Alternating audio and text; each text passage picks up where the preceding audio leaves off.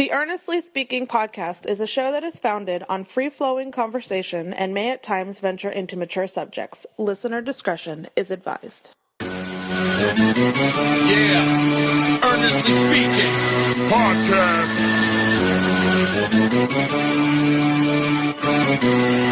Let's get it. I'm a giant in New York, in Miami carry heat. So much more in store, my product can flood the street. Opinion Nation Godfather, CEO. Puff in the late 90s, gon' see me blow. Oh, got my hustle on, no imitation of that. Army of untouchables, Opinion Nation staff. Never an off season, homie, check the numbers. Heart throbbing my own right, supplying southern comfort. Earnestly speaking, my ego is well fed. Earnestly speaking, you're too feeble and no threat. See, I'm like a hurricane, you're a mild breeze. Earnestly speaking, leaving Eli a dynasty. Shake!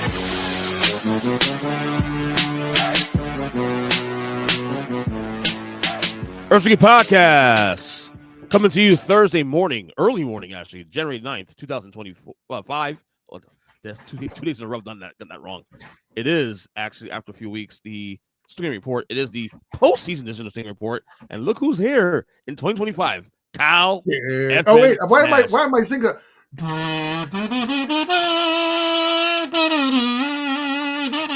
know what's funny? That kazoo has not. We haven't seen a kazoo in months. Actually, I just realized that. First of all, let me be among the last Earnest Christian to wish you both a Merry Christmas, a Happy Hanukkah, Kwanzaa, and New Year's. You wouldn't celebrate Ramadan, so I can let that one go. I'll do it for fun. But yeah, you've been hiding. So well, the schedule. This is the 1 year where if I send you a box of edibles, will you have me on more often? No, this is the 1 year where Christmas and New Year's. I mean, on days where it was just inconvenient because of the typical course which I do have normally. It ran into that. Of course, Huddle Up. We took 2 weeks off also. Well, so it's been we student of the game. Yeah, took 2 weeks off, and it's the season that you're talking about is difficult. Bowl season, right? That's obviously what you're right. Yeah, a little bit. No, but we've took a step back a little bit on some shows recently. So, but we're back now. We're back. A lot to talk about here. This might be a long one, to be honest with you. That's what she said. That's what she said. But every year we do this. I love these. I think I enjoy probably of all the shows we do throughout the year, the postseason episodes more because we get a chance to wrap up the season where these teams are at going into the off season. So what we do every year is that we'll do it today. Obviously, we're going to do final letter grades for all the teams that did not obvious for the audience. Earnest Christian, be nice. Yet, but all final letter grades for all the teams missed the playoffs this year in the NFL, and then every week going forward into the Super Bowl, all teams get eliminated. We're gonna letter grades for those teams well too, so see where they're at. So I love these episodes. The tradition continues. By the way, speaking of traditions, I just recorded the NFL awards with our friend Mikey the Bernier. Yeah, I got that queued up. Game pod. I got that queued up, ready to go to listen to it after I'm done with you here. So I'm looking forward to that because I told Mike has to surprise me. I told Mike, don't tell me anything. I want to listen to the episode and without hearing your final assessment on some of these awards. He did a pretty good job. I'll give him credit. I only really had to dress him down twice, and he had a good laugh about how right I was both times. Whereas you just seem to keep defending bad points and doubling down. Well, anyway, I say what I say, right? It doesn't make you smart. Anyway. Maybe that's why you do such a good Trump impression. You say what you say, that doesn't make it smart. Listen, 11 days, inaugurated, 11 days. God, I can't ask coming to the office. But yeah, I say what I say, and then whatever. You don't like it, then too bad. Look, New Year's, same asshole. Look at you. Hey, you're in the storytelling business, man. You're doing it just like Colin Cowherd does, bro. I've never faulted you. That's business of storytelling thing is like Colin Cowherd. You and I both know you're Dan Le Batard most aligned. I think Dan Le Batard is your spirit animal. Well, we have a lot to talk about media on the back end of the show. Just don't ever compare me to Stu Gatz, please. Don't do that. I mean, he's fine. You have to admit Stu Gatz is funny as hell, though. You have to admit that. I'm not saying he's not entertaining. I'm just saying he's not me. It's a character. You know that. It's a character. Correct. Yeah. He's been down here. Yeah. Correct, Dan. Correct, Dan. This is what I'm doing. Yeah. I gotta be honest with you though. I haven't listened to Leprechaun in a while though. I might get back on that this week. What can I say except you're welcome? I don't know. No, it's been I've been so pressed on my own stuff lately. And I'll ask you this quick before we get started. As you and I have been doing content for years, do you find it more distracting sometimes that if you spend more time listening to other content of let's say, okay, mainstream guys, that it takes away from your ability to? I get the reverse. So as I get into busy season, I listen to less content. Like, just as an example, right. I'll shout out my friend Tony Wiggins, T-Wigs, who does Locked On Jaguars. Friend of the show, by the way, of the Duval Dive. Like and subscribe to that YouTube channel, please. That's right. I listen to him more in the off season in his draft stuff, because when I'm doing more content or I'm in that busy month where I'm covering 5 sports, rather than keep my listening rotation up, I prune that, because the way I block my day is to do these things: record, build shorts, whether it's for Fans First Sports Network or the Black and Gold Banneret. I need to listen to do those things, and you do your video production a little bit more different than I do, right? But for me to do what I'm doing, I need to have my ears going, and I can't be off listening to content. Also, I do a lot more writing for Fans First, covering the Jacksonville Jaguars and the Orlando Magic, as well as with the Black and Gold Banneret, doing basketball and now football hirings for Scott Frost. So again, I'm a busy guy. I know some people listen to music while they write. I cannot do that. So I could do that music part, but I think for me, it's more than else. Like I think in my case too, also, I listen to so much content as is, not just in sports, but in politics. You do weigh yourself the bleep down. Right. So I've started recently during the holidays to start backing away in certain things. So see, that's funny, because during the holidays is when I listen to more shit. That's see, but yeah, like I said, I'm exhausted at that point though. You remember, I'm almost exhausted by the and I'm spent, and then my brain action in the evening, and then you can't produce. It's all difficult. Right, and my brain bandwidth is fucking gone at that point. I'm like, you know what? I enough of Trump shit, enough of politics. I've listened to less politics the last like month and a half now, because it's just too much. Jesus Christ, this is like expecting Zach to not do weed for a month and a half. Anyway. Shout out to Zach, who's too afraid to talk to me, even though he was on here last. He said he'll talk to you. I gotta set that up, man. You know what? Maybe I had an idea actually. Maybe Super Bowl week we'll do something. Okay, schedule it. But yeah. No, and listen, I know I joke about Zach. Like I said, he's a fun guy. He's fun. The shows we've done together have been very entertaining. You've been on the show 1 time, 2 times, Twice? Okay. Yeah, we did quarterback rankings twice. And he was, of course, just like you, inherently wrong. I'm kidding. Mostly. But good Lord. No, listen, I'm joking. But to get back to answer your question, like, I just take the opposite approach. I don't listen to as much content as you, and B, I prune what I listen to. Like I haven't listened to Huddle Up in a while, and I usually definitely participate in listening to us banter, you know. Yeah, I have a hard time too. Also, I listen to like a lot of big gym shows, for example, like 3CT. But even that, I may fall behind for a few weeks and then catch up after. You know what I'm saying? Well, how much wrestling do you really get a chance to watch nowadays? Especially now that you, as a hockey fan, has gotten engaged. Exactly. You get it. Look at that. You get it. No. But wrestling has suffered too, especially the last couple of years. Like, especially during the year, especially during September to January.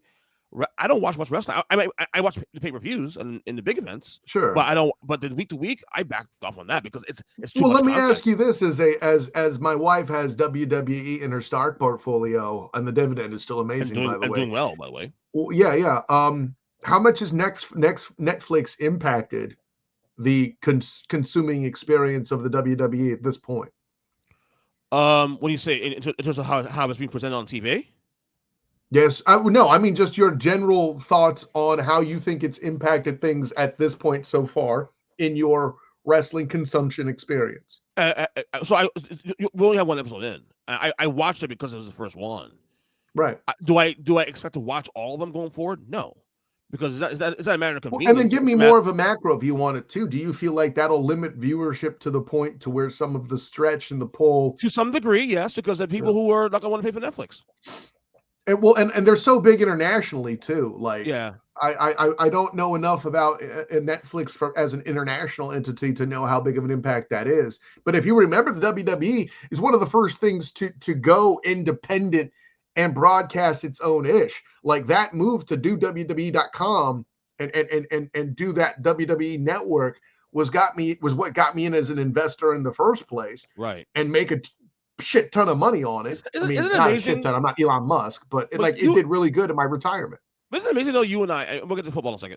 You and I are about the same age. You're a year older than I am, and you used to watch wrestling back. You used to watch wrestling back in the day. Sid Justice is the last relevant wrestler I remember. 92. You stopped. Which he's Psycho Sid by now. Which I think him turning Psycho Sid was part of what turned me off. I'm being honest. Yeah, 92 you dropped off. Maybe mid 90s. And would you ever thought that the WWE as a company as a whole will be so relevant in a way where there's a stock price now for this thing, and it's one of the biggest companies to get all together in the country? If you told me back in 1988, 89 that it wasn't this niche thing.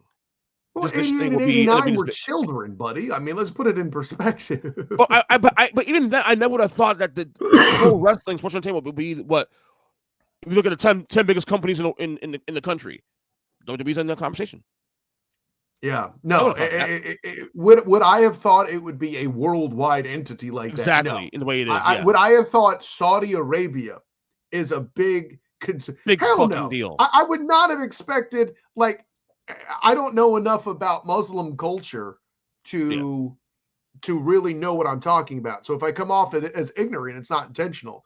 But I don't know of anything else in that part of the world for that culture. And again, admittingly ignorant of it, that matches that. And maybe that's why it speaks to them. Like, listen, I'll never forget going to a laser tag place that had franchises in other parts of the world and seeing dudes in the Muslim guard playing laser tag, which, first of all, how the hell do you hide wearing one of those things? And second, but hey, listen, people all over the world need entertainment. And if whatever it is, if it grabs them, it wins. And that's where the McMahons were smart as hell. Like, and credit to what's Vince's I guess I don't know if it's ex-wife now or not, but Linda?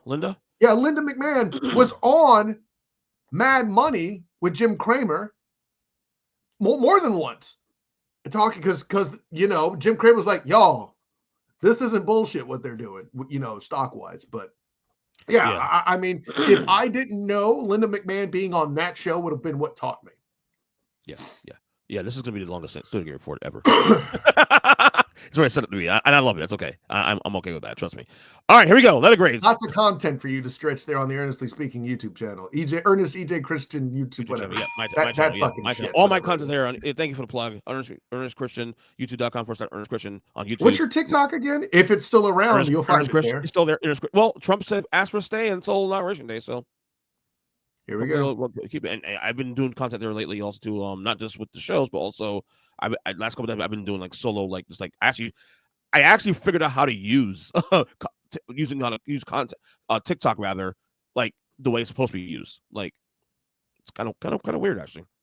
But I'm officially a TikToker, I guess. We'll take that off air.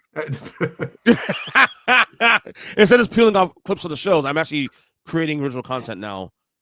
On there, which is actually well, and they expand to lead, but like this isn't a content creator show. I don't want to touch that right now. I do that every fucking day. But it could be if you wanted to, of course. But it's like just open a conversation. Yeah, we just do another time. I do that every day. I'm here to talk about fun shit, which is a hell of a note that me talking about part of my goddamn IRA is fun.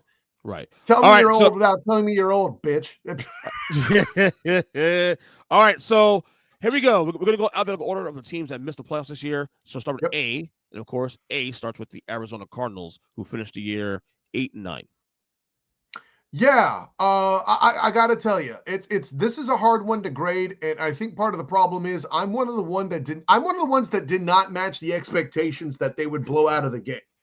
I never felt like they were going to be bad, but they were going to struggle, and they didn't. One could argue they should have won the division, even. Yes. Put me at a C. This is, and you've seen this happen before back in the day when your Giants, allegedly, I said allegedly. Relax. I was not saying we're starting the year off right now. We're getting the right teams now. Well, no, the reason why I say your Giants is because you have so many fucking teams. It's so hard to keep track of them. So if I don't remember, I just say your whatevers, right, Jaworski? Your Eagles, for example, are in the playoffs. Calm that shit down, bro. Hope they get crushed this weekend. Yeah, your Cowboys were fucking terrible this year. Let me tell you. Anyways, calm down. My Commanders though. Your Red Tails. Your Red Tails were pretty good, but we'll get into that later, I'm sure. Yes. By the way, you want to talk about your Red Tails? 12 o'clock today, Tuesday. Student of the Game, Huddle Up, Sartova Media, social media, and YouTube outlets will be ending me and Candy Waller, Seawall of Seawall Sports and Bowie TV, Madam President herself, will be talking up the Red Tail. She's a credentialed member of the media there, so she does a little bit of something about that. Anyway, I'm going to say Carrie Champion for a second. I don't know who that is, but I'm willing to look. Really? Anyways, she used to host First Take way back in the day. Bro, you know I don't watch fucking First Take. Stop. Back in the day, I'm talking about way back in the day, like over 10 years ago. I don't watch First Take. Okay. Why would I subject myself to that silliness? I mean, granted, it's well before the day when Kendrick Perkins thought picking Jokic as an MVP was racist with his dumb ass. Yeah, what a dumb fucking take. Anyways, we'll get into Fox later, I'm sure.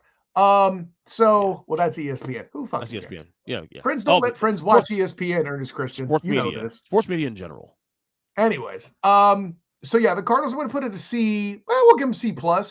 If you have them higher, I'm not mad at you either. I'm really just confused about what to do with them. That's just kind of where it sits. Well, we all thought they'd be a bottom of the barrel team this year certainly in the NFC West. I have a C as well, just for the record. Yeah. And to me, like, I thought, look, disappointing finish, because remember, they went to the bye week, I think, in late November, 6-4, I think it was, and they were leading division, and it was surging.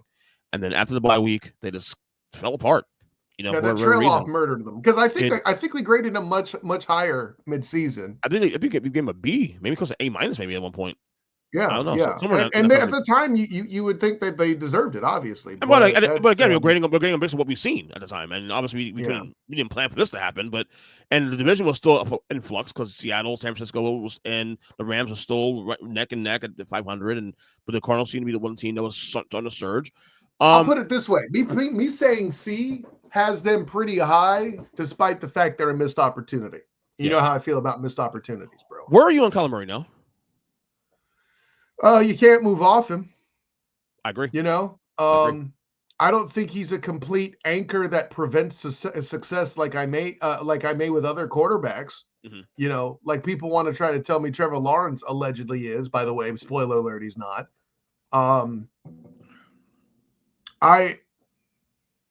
I feel like Kyler Murray and Trevor Lawrence have similar issues in that they are guys that are good, but strangle-held by franchises to an extent.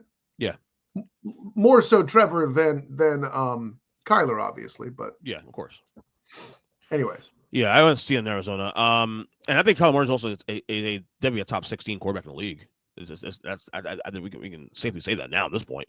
Now, look, they have talent on that team, and I don't know the cap situation, if they have money to spend on free agents, but I would say this is a team. This is definitely a team to watch in the offseason, because I think sure. That's the understatement of the century here. Because the West is in flux right now. Like, even though the Rams are still pretty decent, Stafford might retire this year. Who knows? And if that happens, that changes things. San Francisco's in flux. Well, yeah, an NFC West power vacuum is an interesting concept, isn't it? Because with Brock Purdy's pending question about whether to pay him and all that, we'll get there in a second. We'll definitely get there in a second with that one. But I would say Arizona might be the team to watch in the offseason in that division, because if things play out in a certain way for the rest of the division, they could be looked at as a possible favorite next year. Just based on as you said, the power vacuum going forward. So, all right, next team here, staying in A's, the Atlanta Falcons, who are 8-9. D. Are you effing kidding me? All right, I warned you. We as teachers said, don't do this on the test, and you did it anyway. You went and got Kirk Coupons. You've now established he was a mistake. You fucked that up. Period. Michael Penix came in, did his job. As well as he could with limited starting experience. Keep in mind, I said starting experience, right? Yeah. He comes out, leads an offense that puts up 38 points in week 18, and you lose to the Carolina Panthers because the Falcons' tradition of shit defense comes back, and you give up 44 points to Bryce fucking Young. What are we doing, guys? Okay. Yeah. I can't tolerate a 4-game losing streak, even though it did include 3 playoff teams in that run, right? Yeah. They needed that Commanders game, bottom line. Yeah. Right. And they almost won the game. They missed field goal. So yeah. I mean, technically, they needed both the Commanders game and the punchline's this, though, EJ Christian. You started the year strong. I picked the Falcons as an 11-win team. Oh, that's right. You did say that. Yeah. And there would only be a 1-game difference between the Bucks and the Falcons either way. And I was right about that part, that it would be a close race. But when you beat the Bucks twice and you get the tie break and you can't even cement that, no, that's unacceptable. Yeah, the fall off was awful. Yeah. And, credit to Michael Penix for doing the best he could. But once Coopins failed to deliver playing his former team, I think the writing was already on the wall. I mean, shit, you beat the Raiders 15-9. The Jags gave them a harder time than that. Shit. Yeah, and Atlanta for us was they were the default. Okay, well, the South sucks. They didn't win it because they had the best pieces. Kirk Cousins. Who would have thought that the fall off of that one was as bad as it was? I think we felt like the defense was going to improve more than it did, and it's agreed. Yeah. I gave him D+ also. I gave him D+. For the same reason, the massive disappointment. They pulled the trigger on Cousins or on Penix rather a little bit late. I think Penix played well as the season progressed, and had they pulled the trigger on that one, maybe say even 2 weeks earlier, maybe they're in the playoffs. Maybe, but yeah, D+ for me. What a disappointment for the Falcons. I mean, I will say this much though, going to next year though, I do feel better about them because of the Penix move, knowing how mature he is and how good he looked in short notice. I think going to camp, knowing that he's a quarterback going forward. But look, Kyle, my brain is still here. My brain is still in March. Why are we signing Cousins and then we go Penix in April? Now, granted, in hindsight, it was the right move after you fucked up. You fixed your fuck up a month later by drafting Penix because... Did you though? Well, did you though? Better they did. In the division that's crap, where there's a power vacuum and all you have to do is get past Baker Mayfield. No, you didn't fix it. If fixing it is getting to the goddamn playoffs. The worst part would have been if they signed Cousins, they did, and did not take Penix. Now what? No, because that money would have been allocated to other resources that would have gotten them past it. What are you saying? It would have been allocated to augmenting the defense, which the Bucs actually have, mind you, and make them a more balanced and bigger threat. No, we're agreeing on the fact that the Cousins signing was a mistake. We're agreeing on that. Your statement was they fixed the fuck up by Penix. No, they didn't, because that money would have gone towards resources that could have gotten them. They could have found somebody that could have gotten them the game necessary to do what they needed to do. You mean Penix's salary? You mean Penix's salary, in other words? No, I mean the draft pick. Okay. Well, okay. I get it. Yeah, but still, like I said, as bad as that was, imagine they didn't, draft Penix, then they'll be in a fucking problem. Because I think the problem is even the defense got fixed with that piece. Cousins was so bad at the end of the year that. That's a fair point. I mean, 15 points against the Falcons. The Jags did. I mentioned the Jags performed better, even though they lost to the Raiders. They still put up a bigger fight, was what I said. Yeah. And the reason why the Raiders won that game is because the Jags turned the ball over twice. And it never got better for them, man. And never got better for the Falcons. Until Penix got in the lineup anyway. So, anyway, let's get to the C's now. Carolina Panthers, end of the year, 5-12. I mean, it's a C. They did what exactly that. Well, I might even say a C+ because they finished stronger, right? They did what we expected them to do. And maybe a C- because you want to penalize mediocrity. I'm down with that. I'm not going to give them a D. They finished too strong for that. So. Oh, no. They got a B- for me. Jesus Christ. Wait. How the fuck do you B-? How do you B- a 5-win team? Jesus H. Well, this is why. because at least I thought they'd be, if not the worst, the second worst team in football this year.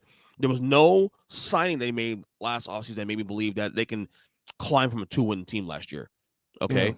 Then things got off the rails early for them. Bryce Young gets benched week 3, week 4.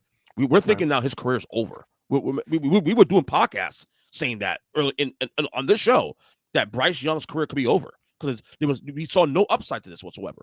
Yeah. Dalton gets hurt. Young is back in because by default, got to put somebody in there. And Bryce Young, for the last 2 months, looked like a capable quarterback. Yeah. There were even some of the games they lost to the Chiefs, for example. There's some close losses there. That if those are wins, I guess the Saints too. Also, now they're a 7-win team now, and now we're looking at this team like, oh, this could be next year, maybe. Who knows? But Bryce Young looked like a capable quarterback at the end of the year, to the point where now. That benching may have saved his career, honestly, because now all of a sudden, what was it? Rich Eisen called it a sabbatical, right? And yeah, that works so much so that even on Rich Eisen's show, he talked about how Bryce Young adopted the term sabbatical for his benching. So, and that's a great term. I love Rich Eisen for the record. Yeah, one of the best to do it. Absolutely, but. Between the Bryce Young benching and him coming back to sabbatical and him coming back and improving, and the team and their competitive spirit. Like for what they were finding last the year, competitive spirit, absolutely. Gosh, what they were last year, what they were coming to the year, and then what they were after the slow start. I gotta give them some credit. I mean, if you want to go C plus, fine. But B plus, Jesus Christ. No, B. I said B minus. I said B minus. B minus. Okay, sure. Okay, B at all. Jesus Christ. They have arguably the worst roster in football right now. And if I'm going to get 5 wins, I think it's a miracle, honestly. But that's my opinion. Yeah, I think the Pats and the Raiders may enter the chat, but that's those are the 2 teams you're considering on that one as well, too. So be nice for me. All right, Chicago Bears 5-12.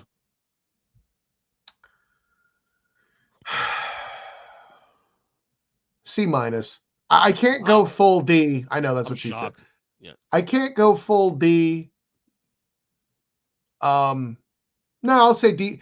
I don't know if there's such a thing as a D plus. Maybe I'll say that. There is. It's our show. Yeah, right. That's true. We are holding all the doors. We are guarding all the doors. We are holding all the keys. Yeah, make it. But obviously everything's a disappointment. Get some fucking protection for the love of Christ. How long have we been saying this? They have too many good weapons to be only a 5-win team. That's why I lowered to D. It's very simple for me. Granted, and the reason why I'm slow to assign the D is Jesus H. Christ, that division is insane. It is. However, I had to go full F here. This is a fucking failure. The full F. The full F. Full failure. Okay. Caleb Williams. I don't want to blame him necessarily. Obviously, he did not meet the expectations of what a first number 1 pick was to mean. I don't think. Were those expectations reasonable? Well, people look at this kid as a generational quarterback. They were saying, "Oh, is that reasonable?" Well, it depends who you talk to. I mean, you may think so. I'm asking you, motherfucker. What? I mean, some of it was. Some of it was really rookie mistakes in him not. Look, he wasn't horrible in the way that people were saying, "Oh, this guy's done." And right, it wasn't horrible as the people that point out his painted fingernails. Right, there's all overblown because there were moments this year where he looked like a good quarterback. And once after the first couple weeks, when things slowed down and he started to actually assess the field, and by the way, this is when they were winning the games for the record. Yeah, when they're 4-2, about to go 5-2, until the Hail Mary happened. And that, so that's one of it. But the thing is too, also, bro, I had to win the playoffs. That's a you problem. Here. Okay? That's a you problem. Because of the roster. Because the roster by name, Keenan Allen and Dunze drafted by Washington, and they had players there that, okay, you look at the NFC. Now, granted, you can't name a single offensive lineman, though. You can't. Right. Well, again, that's where we got thrown off, of course. No, that's your field, buddy. Come on, I admit that. It's your field. Come on.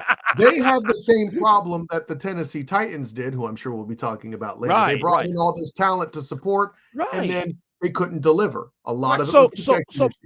So my thing is this: is that you look at the NFC at the time coming into the year. Obviously, we know now in hindsight. there was space. We saw, okay, well, the Bears could certainly at least flirt a wild card spot. Fuck I it, just did give it say to they them. would compete. I Right. did say that. And to our credit, they were actually. We also did, and this is the reason why I can't go after the Bears, though. We didn't expect two fucking 14-win teams to be battling for the goddamn North in Week 18. Yeah, that was not in the cards. No, what we saw, no, and certainly we knew. And here's the funny thing too, also about the North. We knew the North would be good this year, really good this year. We got the teams wrong.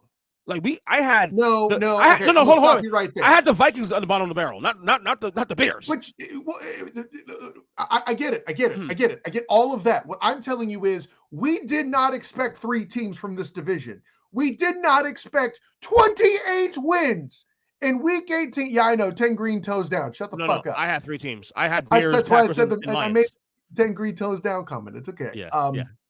Actually, shit. I got to look back at mine. Maybe I did. I did. You did. I think you did have. Did you pick the Bears in the playoffs? Didn't you? I don't remember. I don't think so. I talked about it. I don't think you don't take your fucking notes. No, listen, that's back in September. I need to go back and look to you know what? Clip this next week's podcast. We do again. We'll address that if you did do that or not. I want to know that. This is your show. Okay, true. No, and you're right. I know I flirted with the Bears, but right. What killed it overall was, man, listen, the Lions doing Lions things. Everybody saw that coming. I don't think I thought the Packers would be as good as they did. Yeah. We know none of us had the Vikings doing what they did. And I think that needs to be accounted for. It's why I struggle with attacking them that way. I can make an argument that the Bears, were they in the AFC South, could win that division. And even then, too, also, Kyle, through 7 weeks, they're 4-2. And if the Hail Mary don't happen in Washington, they're 5-2. So, again, what we kind of saw early in the year was like, oh, it was percolating that way, and then they fell apart. By the way, you sent that meme, the thing on the Bears losing streak, the Christmas carols. Listen, I greatest guy's name. The greatest thing ever, dude. He's got so much Bears like song parody. The Bears. Yeah, he's great, and I'm really pissed I don't remember his name right now. Yeah. But I am not a Bears fan. I still subscribe. It's it's a whole thing. If I can find it on here while we're recording, I'll play it. That whole thing. That's so great. Anyway, the Cincinnati Bengals. Do it in post. It's fine. Yeah. Cincinnati Bengals 9-8. With all the injury bullshit and their defense being as disappointing as it was, they were the biggest disappointment come midseason, and for them to even be in a position to be knocked out of the playoffs because the Broncos did what they did is insane. I'm gonna go B. Whoa. Call it B+, because Joey Burr, it just continues to show how amazing he is. And listen, if he led his team in rushing, I made the same argument for him that I did for Russell Carrington Wilson in 2017, right? Yeah. So go ahead. Yeah, I'll leave it at that. Wow, B. I'm shocked. How the fuck are you shocked? Bro, you gave a team a B that had 5 wins, and you're shocked that I give a team with a winning record a B. I like the we opposite ends of this. I'm glad we don't agree on a lot of these things. It's awesome. I want D+. You're out of your fucking gourd. Mikey Byrne is going to go, listen, the guy who's a fan of Coastal just might find you and go Postal. And he lives close to you. You need to watch that shit. Mikey Byrne will be okay. He'll get over it. Like everything else. He'll get over it. He's used to bad takes from you. Right. Exactly. I've been shooting takes for years now. You just get over it. It's part of the brand, right? No. Shout to Mikey Byrne. Yes, that's right. D+ though, because at the same time, at the end of the day, the Bengals to me are the way I look at the Ravens, the Bills, and the Chiefs this year. The little team I look at the Lions and the Eagles. They are the upper, because of Joey Burr, because of the weapons they have, and Joe Burrow was healthy this year for the record. I think he played all 17 games this year. He didn't go into the season healthy, and he may not have missed games, but he was not 100%. Right, but he was healthy. No, you're getting that wrong. He's not healthy. He just because someone doesn't miss games doesn't. TJ Watt was nicked up and Derrick Henry could run the ball better the week they played the week it was Steelers Ravens. That impacted that game. TJ Watt didn't miss games, but he was not healthy for some of the time. There is a difference, and that matters when you're Joey effing Burr. I was almost right, though. Sucks. I was a Kansas City meaningless game away from them making the playoffs, because had that game, it had the Chiefs the one you game. pick? No, well, I mean, they lost 6. No, I'm saying the Chiefs Broncos game on week 18. If that game meant something to the Chiefs and they play the starters and actually probably try to win that game, and Broncos lose, the Bengals are in the playoffs. In no universe do the Chiefs play their starters in that game. Yeah, unless they needed the game. That's my point. They didn't. They need the game. There's no universe. Right. So, I mean, at the end of the day, though, 6 losses this year by 1 score. Look, Joe Burrow is a boss. I mean, I definitely concede the argument for MVP. I'm not going to give it to him. I understand why people won't do it. I don't think anybody really argues with him being the most valuable player on the team. But it's hard if you're going to tell me put him on a top 5 list right now of MVP candidates, I'm okay with that. Okay, lists of games where the Bengals could have saved themselves and not relied on the Chiefs. Are you ready? Patriots. Week 1, Patriots. Bingo. Must win game. See, I told you. Must win. Week 1. Fuck you. Shut the fuck up. That's not what that means. I know. I'm yeah, I know. This is why I also had to tell you to shut the fuck up on your own show. Chiefs 26-25, week 2. That's the first game. Jalen Daniels beats him in a shootout as a rookie, 38-33. Defense sucked on that football. Well, they suck throughout the season, let's be clear. But that game was still out. Yeah. Ravens beat them by a field goal, 41-38. And that was a game where, like, they fumbled the ball. Ravens had a chance. Ravens beat them by a point in Baltimore, 35-34. Game of the year. Steelers beat them by a touchdown in the first matchup, 44-38. So, and again, I'm not blaming Joe Burr. Let me be clear. The defense is the problem. Those games I all mentioned, except for the Patriots, what are we talking about there? 38 points allowed, 41 points allowed, 35 points allowed, 34 points allowed, 44 points allowed. It's not this game. If you had a defense beyond Trey Hendrickson, you're in the goddamn playoffs. Period, point blank, end of story. It's why the great Lou Anarumo lost his job as a coordinator, as great as he was for 6 years, most of the 6 years. Yeah, well, I'm of all the franchises to not understand the Marvin Lewis defense of they would have been much worse without him potentially. True. You know, I'm not saying I agree with it necessarily, but that's why they missed the playoffs. That was more for the audience at home that I mentioned that, sir. No, right. And I agree with you. For the record, I agree with you, and I will see how I'm going to bring him back, but at the same time, that's we spent way too much time on the goddamn Bengals. Shouts to Mikey Byrne. Yeah, but it's the Bengals. It's Joe Burrow. They're an interesting team. Come on. Joey Burrow. All right, let's stay in Ohio, Kyle. Cleveland Browns 3-14. I mean, just F on general principle. Yeah, I'm with you on F. What are you gonna do with Deshaun Watson, man? I mean, I know you're structured. What the fuck can you do with Deshaun Watson? Now, go ahead. When you're cheering for your guy to be injured, you're fucked. Okay. Yeah. That's what the F stands for. Okay, right? You know. Yeah. So if you're hoping Deshaun Watson is hurt so you can reduce his fiscal impact on your salary cap, I don't have to go past that sentence. F. Okay, so let me unpack this a little bit, because this actually impacts me as a Giants fan. Yes, I'm. This is me trying to move on from something, but this is your show. No. You can linger on a tragedy all you want. This is the Browns. Linger on a tragedy. I said what the fuck I said. So the Browns 3-14, number 2 pick in the draft. Sure. We know Deshaun Watson, and yes, they did restructure the contract a little bit 2 weeks ago. I don't know what that means. Oh no, the Titans are number 1 in the draft for the upcoming. No, that's what I said. Number two. That's what I said. Got you. Oh, okay, got you. Carry on. They clearly need a quarterback, right? The Browns, right? Or do they still go quarterback? Are they going to go quarterback in the draft this high? Well, here's the problem. Do they need a quarterback? Yes. The chances are, if you believe, and it's lying season, so, believe what you want to believe. I don't think the Titans are going to get Shedeur Sanders. I don't know that they think that is a fit. Also, considering they now have a coaching vacancy, it's okay for those who want to read the tea leaves and think that it's going to be a Sanders takeover in Nashville. You can speculate on that all you want. I don't think it's going to happen. No. Which means then inevitably they'll pick Cam Ward, which means then the next pick for the Browns, if they're going for quarterback, has to be Shedeur Sanders at that spot. Will they I don't do think that? that happens either. Excuse me. So, yeah, go ahead.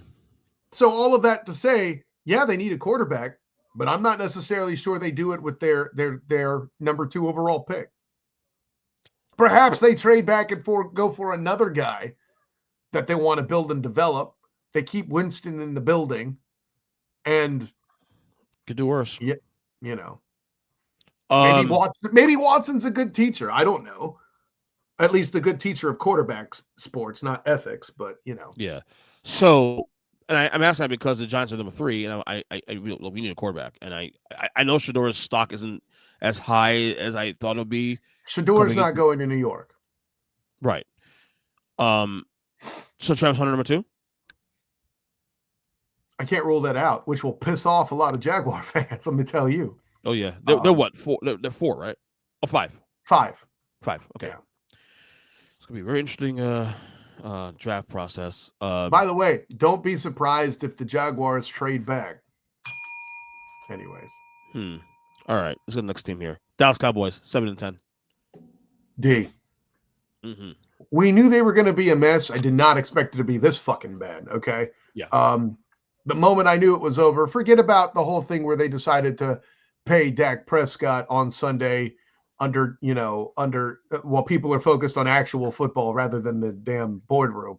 The moment I knew what was going to go wrong was when they obviously went back for Ezekiel Elliott. They're a franchise that's in trouble. They're going to be there for a while.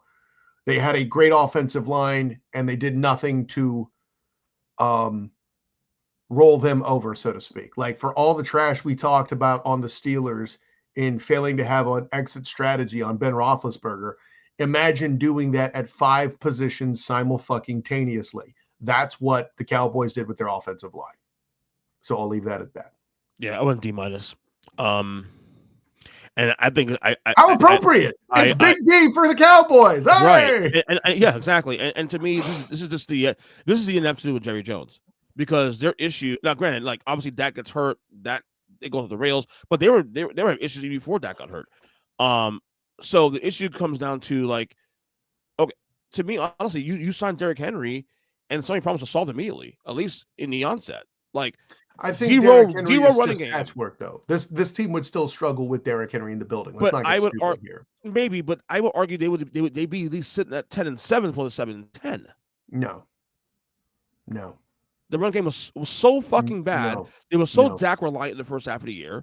No, the defense also fell apart too. Yeah, a little bit. Part. Yeah. The defense. So you can't be a successful running team without a solid defense. Now, could Derrick Henry gotten that lift? Maybe. Well and there are a number of defensive injuries too. So how much can Derrick Henry really help? But with Derrick Henry, you can control of the exposure to defense also too by clock management and all that kind of stuff. Which what Dak has always benefited from anyway. Right. Sure. So that it starts to bleed a little bit there. I'm not saying make the playoffs with Derrick Henry, but you're not 7-10 bad. You're probably at the very least 9-8, 10-7 in my opinion. I don't think so. I don't think Derrick Henry is worth 3 games to the Dallas Cowboys. I think you're giving them too much credit. Okay. Listen, and it's not Jerry Jones's fault. It's the GM's fault. Oh, wait. Is there any shot? No. What do you want to say? No, go ahead. I'm saying. I'm predicting your question. Look, ask the question. Let's see if I was right. No. Is there any shot, given the market so fucking dry, right? This offseason, that they even entertain the thought of trading Dak Prescott? No. Well, rephrase. They'll entertain it. Ain't nobody picking that fucking contract up. Not with him. Yeah, I agree with that part. But the market. So the answer is still no. Exactly. Because when the biggest name in the market is going to be probably Sam Darnold, it's a pretty dry market. I don't think Minnesota lets him go. We'll get that later on, obviously, when they get eliminated. More on that later. Yeah, let's go. All right. The Colts, 8-9. B. And let me explain why. Mm-hmm. I know they didn't look great throughout the year, obviously. I expected the issues they had with Anthony Richardson, right? AR was going to be injured or whatever. Now, granted, I did not have his psyche among the injuries in question. Yeah. Oh my God. He also had physical issues there too, as well as some of the injuries he took. The immortal Joe Flacco wasn't going to save them. I said all of these things. I predicted the Jags. I think I predicted the Jags sweeping them, actually. That part I obviously got wrong, but it took overtime to establish it, right? Mm-hmm. But against McCorkle Jones too, by the fucking way. This is a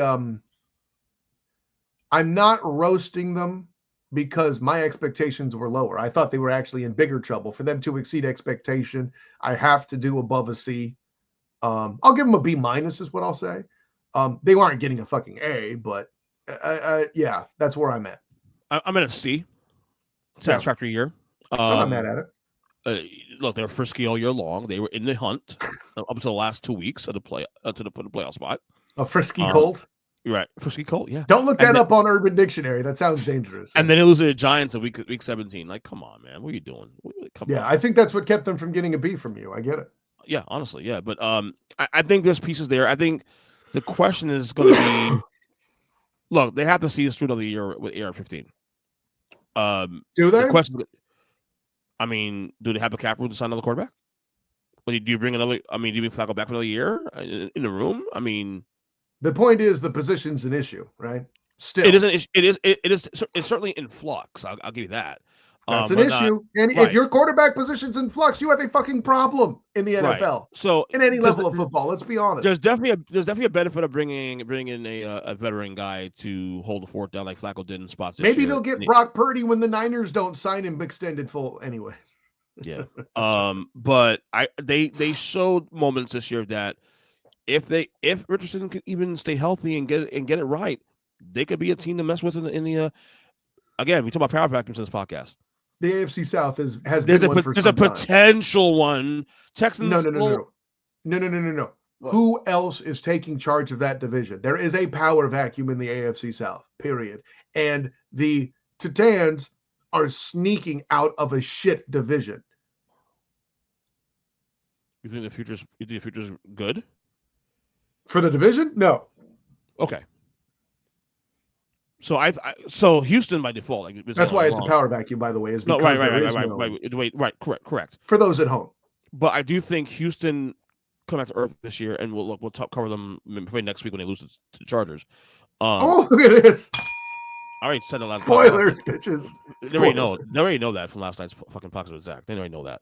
Now if they don't lose, then obviously I have to eat crow. But again, there is still an opening. If what we saw Houston is a sign things come, Indy improves, then maybe Indy and Houston have a little bit of a battle coming up next year. Who knows? I'm not saying it's gonna happen, but I think that's the only logical scenario where this division becomes a 2-team race. I'll agree with that. Right. So anyway, the Jaguars. Oh well, there we go.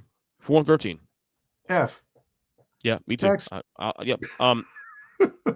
Kyle, riddle me this, Kyle. Yeah. So obviously they fired Doug Peterson, which again we saw that coming back in October. Anybody would have even Steve Wonder. I really think they should have done it on the bye week, which is here's the thing. People are like, oh, Black Monday was quiet. Yeah, it's because so many teams fired their fucking coach in the middle of the season. Yep. These are done in Chicago a long time ago and New Orleans a long time ago. And your East Rutherford Jets there too. Salah is right.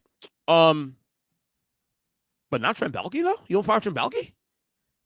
I will say to you what I've said to others, and the first among them, our friend, the General Mike Patton, when he tagged me, my friends Jamal St. Cyr, Travis T. Holmes, of course, my co-host at the Duval Dive, and T. Wiggs of Locked On Jaguars. I'm insulted you think I might understand that. I'm insulted you think I can give you an answer to that foolishness. Travis T. Holmes and I on the Duval Dive are still actively trying to perform therapy to lighten the mental load of the Duval devout. We don't fucking know. Nobody seems to. And isn't it something I heard about how the next coach reports to Shad Khan?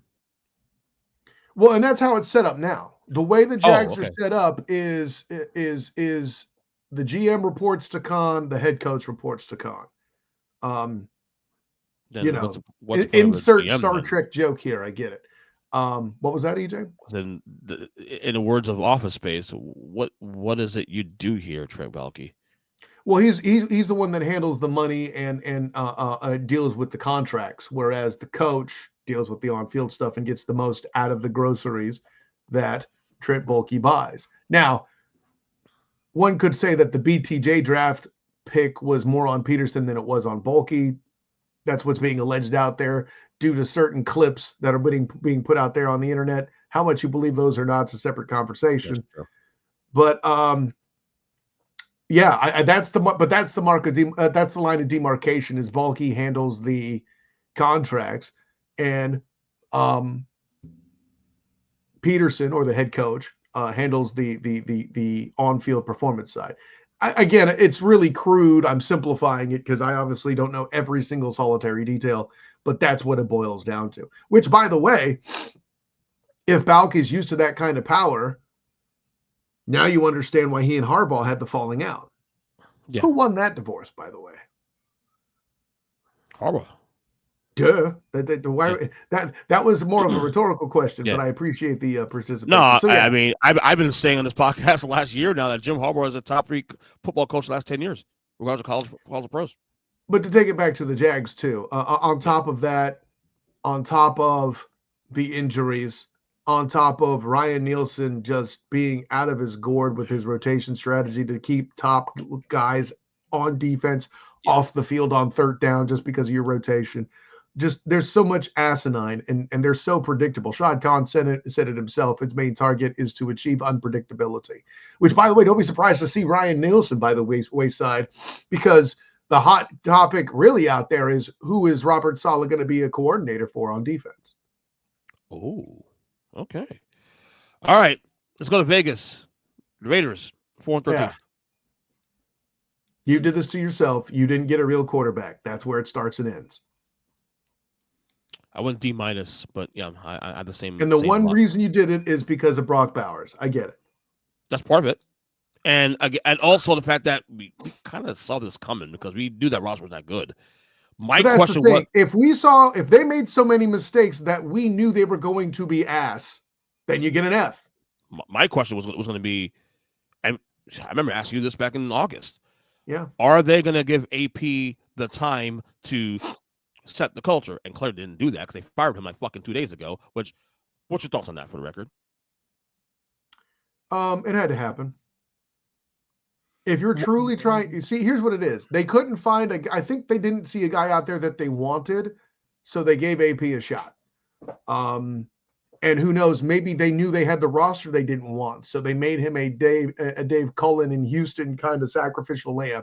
Look, we made a minority hire. You got to like us.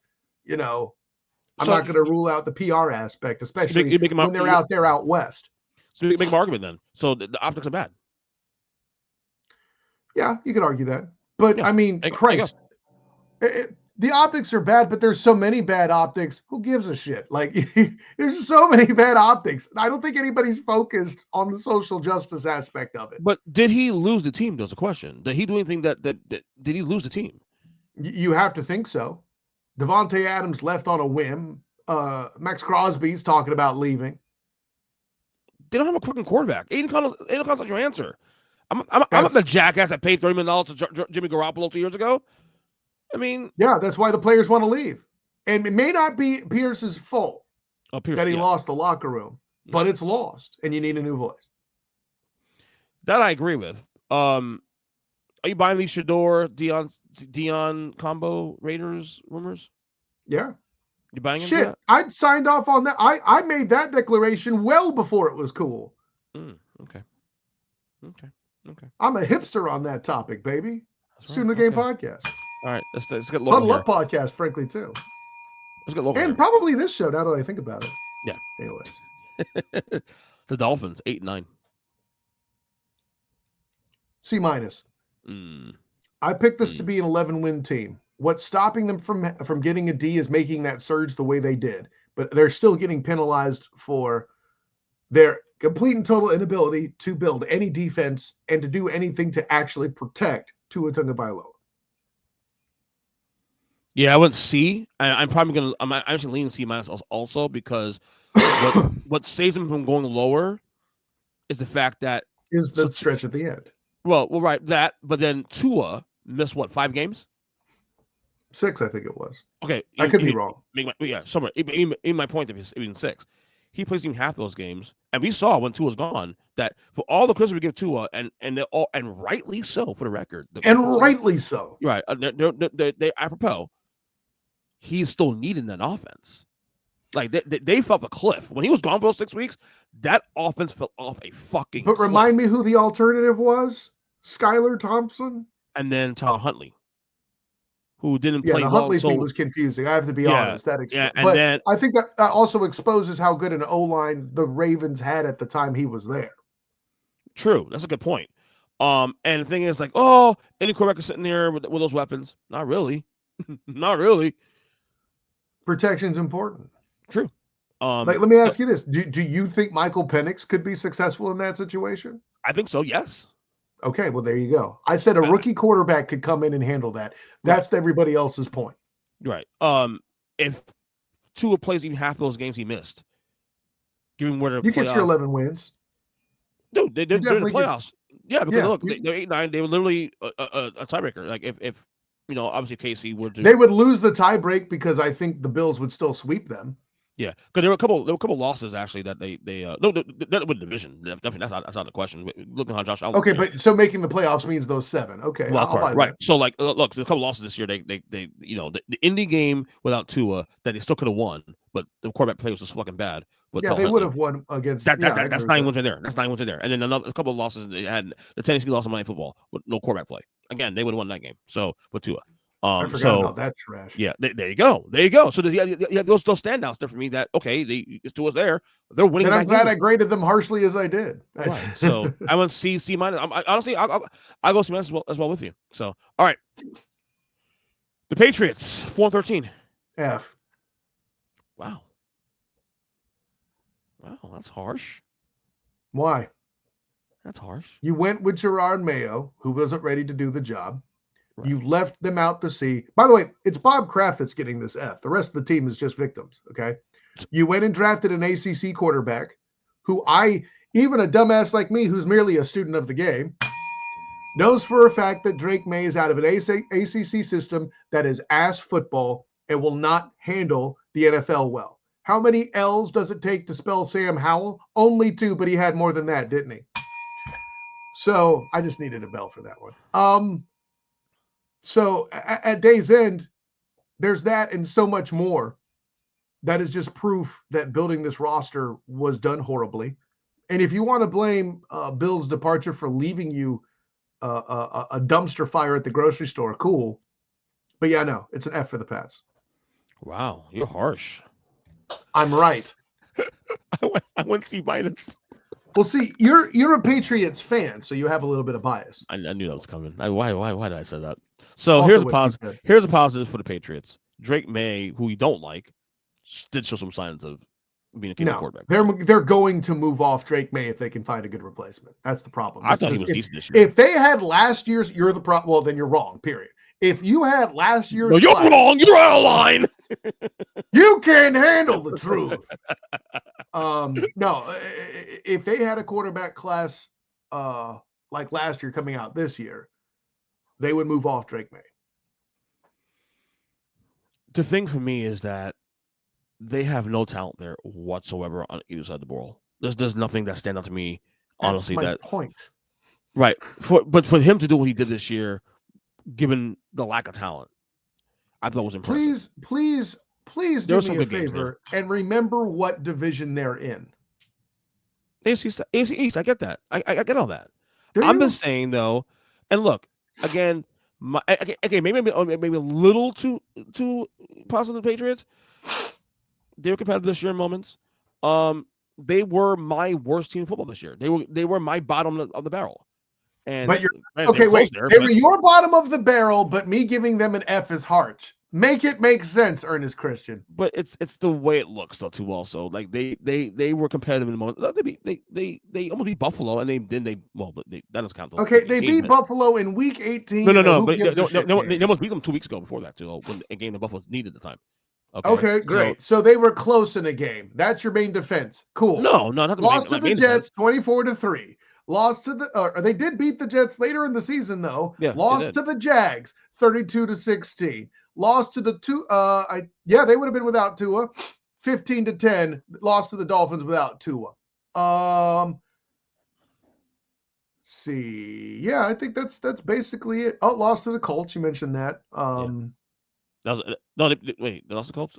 Yeah. Oh, no. Yeah, you did not. You didn't. You mentioned the Colts lost with the Dolphins, but the Patriots did it too, 25-24. Fuck it. I'm joking. No, okay, you know what? I'll go D. I'm not going F though. You would be excited about going D, wouldn't you? Yes, I would, especially New England. No, but oh my God. I guess you don't like clam chowder. Moving on. New England clam chowder. No, so no, but they were competitive in moments this year, and Drake May. So what? In my opinion, Drake May showed some signs. That's what I'm going to say about that. Now, will he be a future NFL quarterback in 5 years? I don't know. That's still a question. You know what you sound like? You sound like someone talking about your Commanders defending Sam Howell his rookie year. That's what you sound like. All right, moving on. Whatever. How many else? Okay, cool. All right. If you make it Samuel Howell, it's closer. I'll put it that way. Anyways. How's it turns? I'm just kidding. Samuel. New Orleans Saints, 5-12. My wife's Saints. I know you're going to take a giant dump on them, and I'm not mad at you for it. Yep. But they did what they are who we thought they were. I think you're more bitter at the Saints about what the media thought than you're actually mad at the Saints. And you know how I can relate? I'm guilty of that shit too. Mm-hmm. I'm going to go C- here. Wow. Wow. I can't go full F. No, you know what? I'll give them a D. Because there are a lot of self-inflicted wounds here. They did not address enough issues. They probably should have moved off of David Carr and didn't. And in their defense, in a division that got a little better. But wait, it's Derek Carr, not David Carr. He keeps every year. Every year you do this, dude. Every year. Maybe because I just see how often he gets sacked. But to be fair though, I'm the same way with the Harbaughs. I always told Jim and John, Jim, right, all the time. And it's only on this show I do that. But anyway. Yeah, me too. I'm saying. Derek Carr, they should have moved off of him, I feel like. But there's so many other issues, like continuing to think that Alvin Kamara is a main threat in this league, and he's not anymore. He's letting the defense fall apart. They even acknowledge they need to move on. That's why they moved Marshawn Lattimore. They need to trade him. They need to trade Kamara. He could probably get something back for him. Like not third really. rounders, fourth rounders, maybe. Yeah. Not at that age. Not at the running back position. How old is he now? Like 29. You're gonna make me look it up, aren't you? No. That doesn't matter. But doesn't matter. I mean, he's been in the league for a while. I think that's undeniable. So yeah. I'll go with a D. So I was an F, but you taught me into a D- at least. Okay. They did the right thing in firing Dennis Allen. That was the right move. So I'll give them that. They acknowledged the problem early. By the way, guys, remember when the Saints were 2-0 and we thought, oh my God, 2-0 and 90-something points in 2 weeks. Oh my God. Don't say everybody. We didn't think that on this show. And you and I said that. And then you gave we did our first contender pretender episode of the year. And I said pretender. And I said, I gotta see more. I'm not believing this shit. We said pretender. Sir. And after that, they proceeded to lose like 7 games in a row. Was it 1, 2, 3, 4, 5, 6, 7 games? Yeah. Yes, 7 games. There you go. So I said what I said. Okay, thank you. Did you say what you said there, Ernest Christian? So I thought I'd ask. Like, by the way, as of July 25th this year, Alvin Kamara turns 30. Wow. So going into the next season, he is 30. Which means it's pretty much that is pretty much, if you're gonna trade him now. No, you're not going to get value for him now, is what I'm telling you. do you think he'll get at least a 6th rounder, 7th rounder? Sure. Rounders? Okay. Yeah, do that. 6th or do 7th that. rounder. Do that. Okay. Do that. Oh, do that. Damn. Okay. Do that. Get rid of that. Get assets back for him. Draft picks matter for you. You're 5-12. You suck. Okay. You're not as good as you were in 2-0. Stop. Okay. Cut the shit. Okay. Here we go. It's time. The New York Football Giants.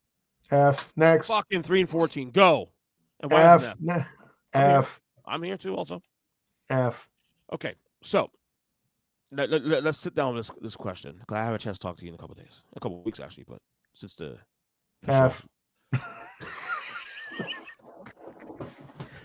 Brian Daboll, Joe Shane. Was it the right move to bring him back? No, I don't think so. I think you need a new voice, regardless of how you feel about Brian Daboll and all of that. If you're going to go true rebuild, then you need to do it. You need to move off of everything. You've acknowledged you're going to move off the quarterback, all of that, and I get it. Daboll was forced into a quarterback that he didn't want. Then he should have pounded the table harder to keep Saquon. But no, they got to go. They got to go. Let somebody else hire Brian Daboll. If Daboll came to Jacksonville, I wouldn't hate it, but it would not be my favorite pick. But yeah, no. So you already know how I feel about the situation. I was okay with them retaining him for mainly because number one, I'm tired of fucking changing coach every 2 or 3 years. I'm just done with that. Number two, and I think this is what saved their job, is the fact that it was John Mara that chose Daniel Jones. Sometimes the errors you make affect, the errors you make 2 years beforehand are what affects what is the present day. And that error of extending Daniel Jones to $40 million a year, which made the team decide, okay, we're kind of cost cutting here, and we want to pay Saquon Barkley $2 million more, which he should have done only because he's special. I understand the logic of what they were saying, running backs position, all that stuff. But I don't. But go ahead. But it's still stupid. But that's I understand the logic, but it's still stupid. Right. Interesting statement. Most teams will do that. They don't want to pay running backs that kind of money, and I get that. Except this is Saquon Barkley. A, B, not all teams do that because other teams move off of quarterbacks. Other teams make a draft pick when the draft class for the quarterback position is nuts. I think John Morris is obsessed with Daniel Jones. That's all. I thought he saw potential. Hashtag him problem. Yeah. So that I think that saved them. Understand. I don't think this is true, by the way, necessarily, but there are many people claiming that the retention of Daniel Jones is racially motivated. It's such a bad decision, you can't rule it out as the problem. No, and I even said as far back as 2-3 years ago that, okay, I get it, but do you have to give $4 million right now? Can you wait another year? Has he shown you even in the 1 year, Daboll's rookie, his first year as coach, where he won coach of the year, which he deserved for the record. Go fuck yourself. No, he did not. Shut up. That okay. And Kyle, here's the thing too. Also, it's on record. I said this in real time that good year, still not sold, and he's the future. And I was saying that in real time. This does not make you unique, but go ahead. No, right. But a lot of people say, oh, well, you got to lock him up. I understand why they did it. You want to get ahead of the market in case he does have another great year. Then you got to pay him $56 million a year. I get that. But again, you take that chance. There was no evidence to support that would happen. That's what I'm saying. Like, you know what? Here's the thing. Fuck it. Just take that risk then. Because you know why? Because you know what? If he has another great year, then yeah, so be it. But why tie up your salary when you don't even know this guy really is that good? So that's what I had a problem with. That being said, that saved their jobs more than anything else. Here's my question though. If you think so. They need a quarterback because clearly it ain't going to be Drew Lock. Clearly ain't going to be Tommy DeVito. Jones is gone. Dry market. They're the third pick. They could hypothetically, if one of those guys fall down the cracks, get either Cam Ward or Shedeur Sanders, which may not happen. You're saying it won't happen. If they don't, what's the next move? Okay, so they're not getting Cam Ward because the Titans are going to snatch him up. I'm convinced. Right. Which really sucks. for any Giants fans that are actually out there. Me, right? me. Yeah, hi, it's me. When would you start now? You are the problem. That's sure. That's for sure. Anyways, Kyle, deal with it, Swifty. Okay. So,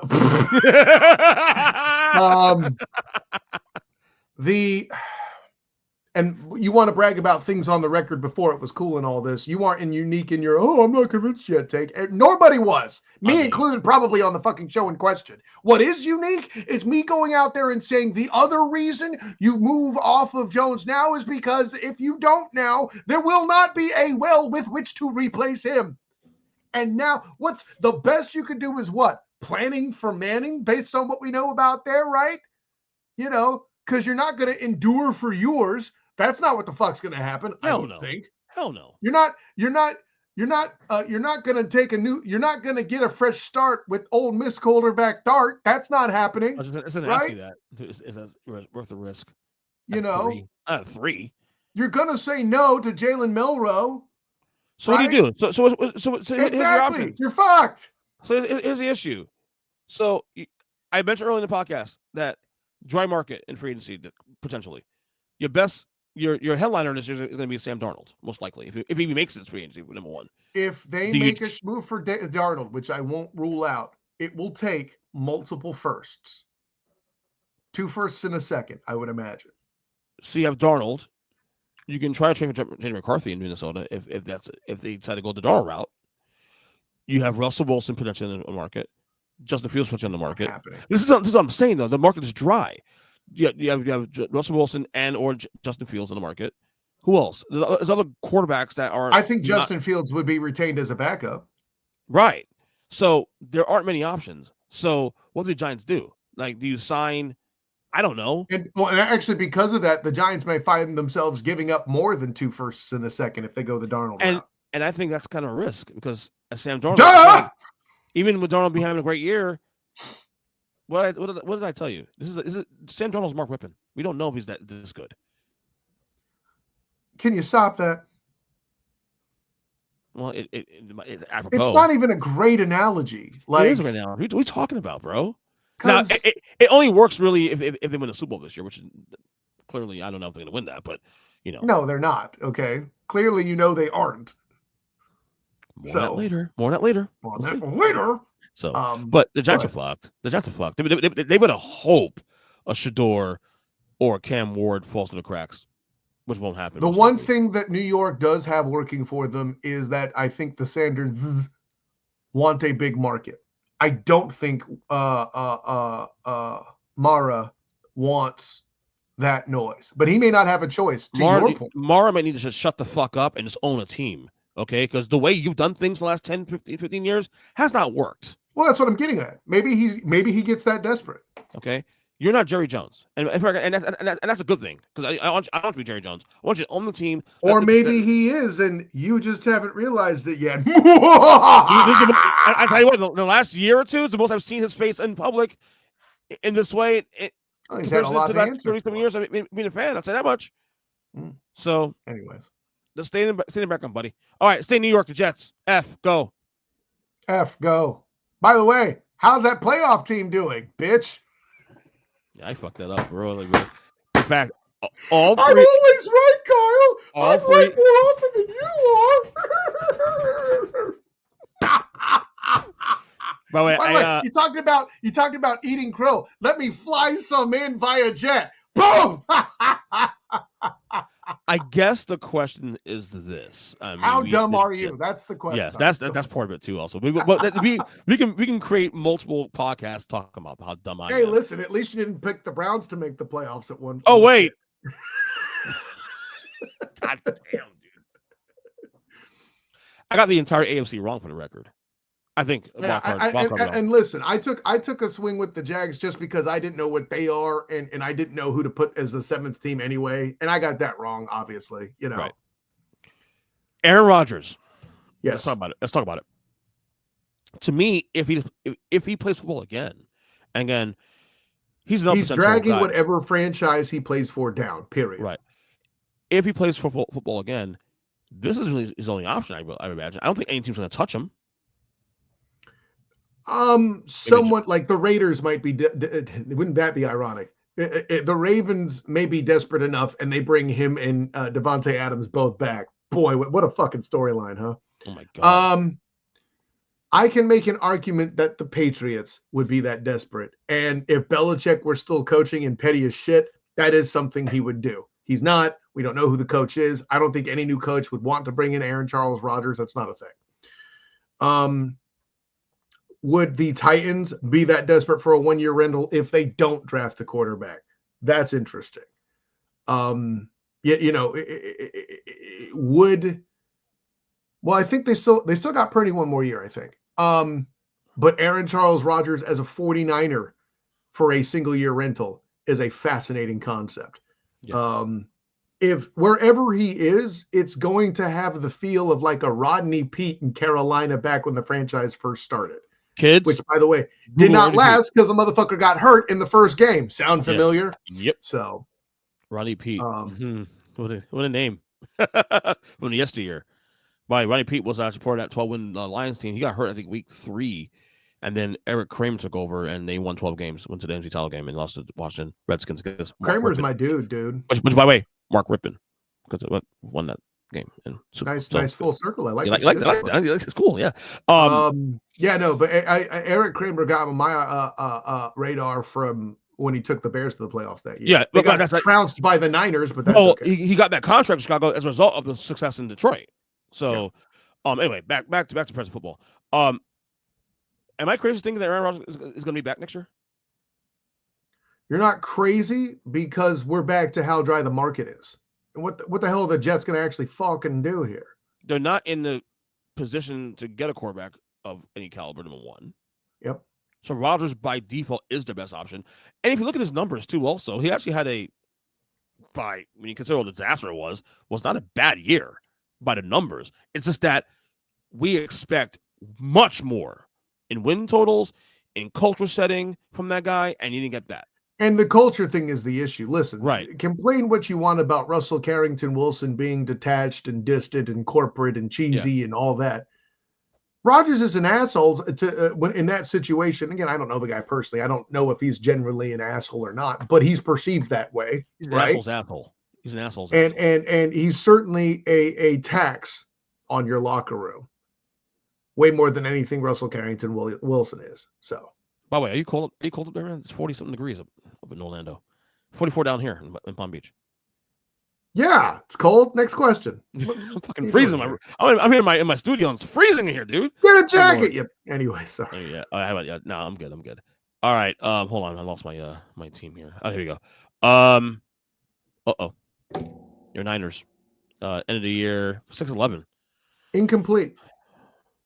How much of that roster was decimated by injury? Yeah, first of all, and that was even before they lost league MVP. If anybody was not a coward, Trent Williams. But out the gate, losing Chris McCaffrey. The O-line in general wasn't great. The defense suffered their share of issues. Fred Warner was being asked to save the team way too much. The whole scenario with the receivers, Ayuk and Debo, with Ayuk, he basically took himself out of contention by holding out the way that he did. He was just not the same player this year. Debo Samuel had moments, obviously, did pretty well season-wise, but had struggles. They were just so broken on the roster, and their age was exposed, like Janet Jackson in a halftime show. Yeah, I feel the incomplete thing. I went C-. Yeah, you're nice. Because, again, you have the bodies. We're not having this conversation. You couldn't do higher than C because of the expectation. And you mentioned you have the bodies. Well, no, apparently you fucking don't because they're hurt. Yeah. I will say Brock Purdy did show me some promise, though, in terms of doing more with less. Because he had no choice. Oh, I don't agree. You think he had a bad year? Yes.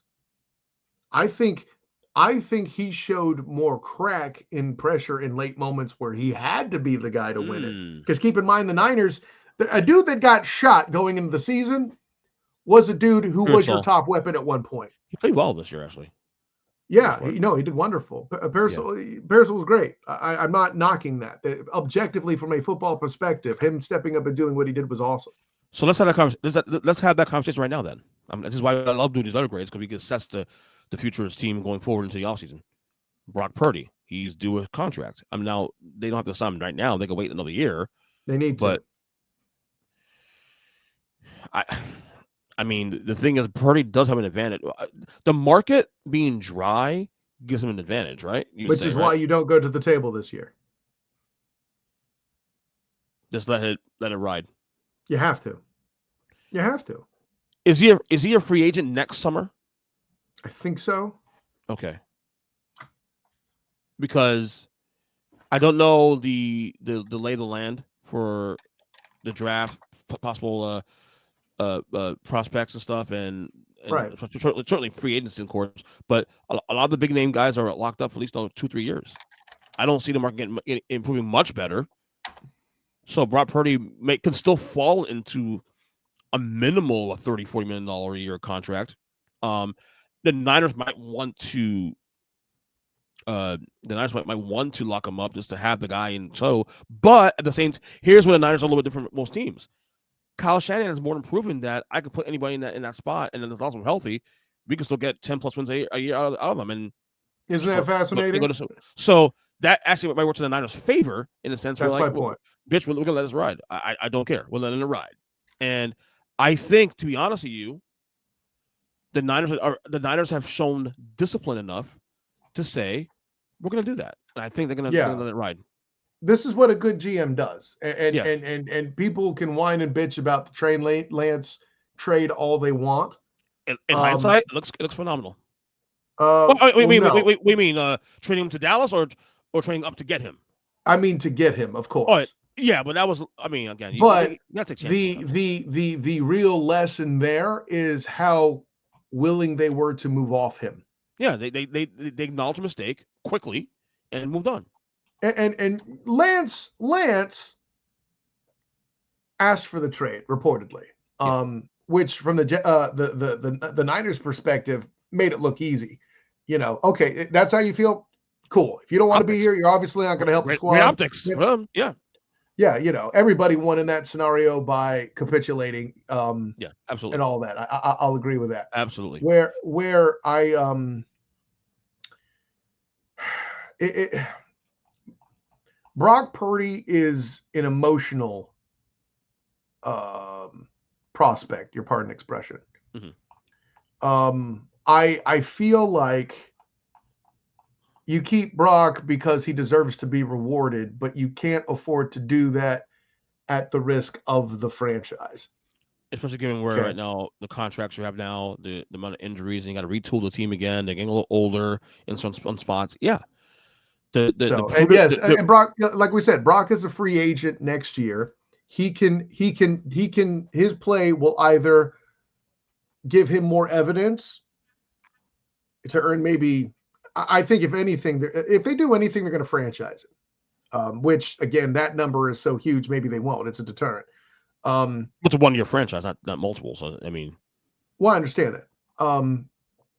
That's the reason why you even consider it as 1 year, but that's still a huge number. But the punchline's this: I feel like, and the Niners have shown you, by the way, that they kind of think this is the case. They have every reason to believe that next year Brock Purdy will play and possibly play himself out of contract contention like that to get that $40 million number, right? I think the ideal thing, air quotes, if you were to extend him right now, is to give him maybe a Baker Mayfield style. I was just going to say that. $30 million a year. But his agent isn't going to bite on that. No. So he can't because the sell be, well, no offense, he took it to the Super Bowl. That's a sell. That's an agent. Did he do it or did that team? It doesn't matter. He was still the quarterback. Did he do it? We know the answer to that question. As people who else escape, we get that. But he can say, well, I was a quarterback of a Super Bowl team. So, then the franchise will say, then please sell your wares elsewhere. That's what I'm telling you. Well, right. And my thing is, too, the Niners are disciplined enough to say that and to hold it out. So the Niners have all the leverage here, to be honest with you. To be honest. Let's not go that far. Most of the leverage did. I won't say all of it, but maybe most. I think they're perfectly even keeled. This is a good faith negotiation in my opinion. But because of that coach and what he's done and what he's believed in and what he does, insert X quarterback, I'm okay. So yeah, that's all. That's all I'm saying. So the real answer is who. The real question is with whom do you replace him? Because now Darnold's not an option. And again, dry market. Unless you bring in, also all the more reason you table this because maybe the next year you have a more flooded market and have a little bit more leverage on your side as the franchise. Unless you want to bring in Justin Fields, I don't know. I don't think he's the right type of guy. I agree with you, but I'm not saying guys who have experience and I don't know. We'll see. All right. Next team here, Seattle Seahawks. Finish the year 10-7. It sucks that they didn't win the division as a 10-win team, and it sucks that they're not in the playoffs as a 10-win team. But I feel like they kind of shot themselves in the foot in certain games to make that happen. I'll go B-. You won 10 games in a competitive division. The only way you could kick yourself in the foot is you failed to take advantage of the power vacuum, but who knew 11 wins would be what you needed, right? Yeah, I'll leave it at that. I went C+. So same idea. Because they were better than we thought I thought they'd be. A little better than I thought they'd be. Certainly flirting the playoffs. Were they better, or did they just take advantage of a bad Niners team? That's what I think. Yes. But there was also the caveat of the Rams if they were to stay healthy, which they weren't in the beginning part of the year. Boy, they came back big, didn't they? Yeah, wow. Sean McVay. Again, I know you're not a big McVay guy, but he talked about like great coaching. I'm fine with him. I just listen. Again, the only problem I've ever had with Sean McVay is I never thought having lunch with a guy should make you an NFL coaching candidate. Okay. Right. You talk about great coaching. By the way, shouts to Scott Frost, who got a head coaching job at UCF. That's right. We missed that during the next couple weeks. Association. No, McVay. You talk about great, and there were many this year. Great coaching performances this season. This was another one, another in-season one. Navigating that waters without. I think Stafford missed a couple games here, maybe a game or two, but certainly Nakua and Cooper Kupp missed a chunk of games, and then they got healthy and they stormed back. I can credit for that, So, not to mention, but again, you never replace Aaron Charles Donald, but you can produce him in the aggregate, and to see them do that with this defense is a fantastic job that as well. Too. Also, that's a great point. Then Aaron Donald part, I forgot he was gone too. Also, so and I make that point during the NFL Awards show with Mikey the Burn Bernier. But wait, now my bad, of course. We're talking about Seattle now. Geno Smith, I think 1 more year's contract. You let it ride again one more time, I guess. Yeah, same thing with Brock. You let it ride again. Dry market. Geno's better than what you probably could get. You explore it before you make any declarations, and who knows? Maybe they'll make big trades and mortgage some stuff to jump up for Cam Ward. I have no idea, but don't be surprised if the Seahawks believe in their current roster, which there's some reason to do that. Granted, I think they need to think about turning over their receiver core sooner than later because DK and company are aging. Yeah. But yeah. So, but C+. I'm with you. Seattle, they got one more win. You know what game stand out for me? The Seahawks that probably may have cost them the Giants game. Of course. You go back to week 4. These games matter in the end of the day, man. I'm telling you, you win these games, you have to win, and there you go. It's not a must win, but boy, they can hurt you later. Whew, yeah. All right, finally, last team here, Tennessee Titans, who finished the year 3-14, and they F. A big mayonnaise jar full of F. F anybody who doesn't give them an F. I don't give an F about your effing point of view if you don't give them an F. I gave them D- because they are where they should be. I thought they are where I thought they'd be. Are you going? They are who we thought they were. Correct. So I'm D-. Understand? No. Here's the reason why you're wrong again. Okay. Again? Well, yeah, you've been wrong a lot on this show. Haven't you listened to you? Allegedly. Allegedly. No, and let me make my point as clear as I can. Okay. Here are things that happened with this Tennessee Titans team. Okay, they were involved in the lowest scoring game. Second lowest. No, yeah, it was second lowest eventually because there was a 6-3 game out there at some point. It's the second lowest scoring game of the season. They are, in fact, 2 of the Jacksonville Jaguars' 4 wins and are at the bottom of a division that has the Jacksonville Jaguars in it. They revamped their offense entirely to accommodate the mayonnaise messiah and rebuilt their defense, and we're still trash. They got outscored twice by McCorkle Jones. F. All right, you can win. F it is. You sold it to me. You sold it to me. And I'm picking the trap balls too. Safe to say that the Will Levis era is over, right? Yeah, absolutely. Some idiot out there argued with me that the Will Levis experiment will not be over. Also, this same person at one point advocated for keeping Daniel Jones over Saquon Barkley. So that to show you this person's NFL knowledge. There you go. So they will take Cam Ward, you think, right? I believe they'll take Cam Ward, yes. Okay. And it's the right move, in my opinion, for them. So now, the part where Cam Ward is going to struggle is that offensive line for Miami is epic. All right, who's winning the semifinal, college football semifinals? Just give me straight up picks. Notre Dame, Penn State. Who wins? Irish. You expect me to believe in James Franklin here at this point? No, I picked them too also, but I think the best bet's the under though. I said I'll allow it. I'll allow it because I think that this Penn State's going to go to the ground, and they'll move the ball some on the Irish. The Irish, I am not here to say they're an undeserving team, but boy, what a favorable road. I know there are teams out there that got more favorable roads. Looking at you, Penn State, of course. Yeah, playing a G5 team for Christ's sake on the way up. But playing an Indiana team that was Janet Jackson before she stepped onto the halftime stage heading into the playoffs. See what I did there? Yeah, it's an exposure. I like EJ that. Christian. Yeah, I like that. Yes. And then you do like exposure, don't you? I love it.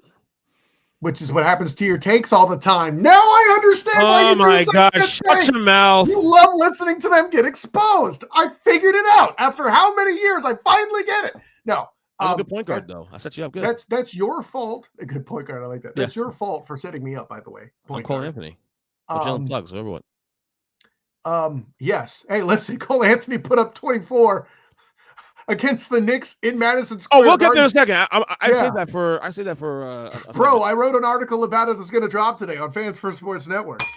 That was such a good plug. I got distracted. Sorry.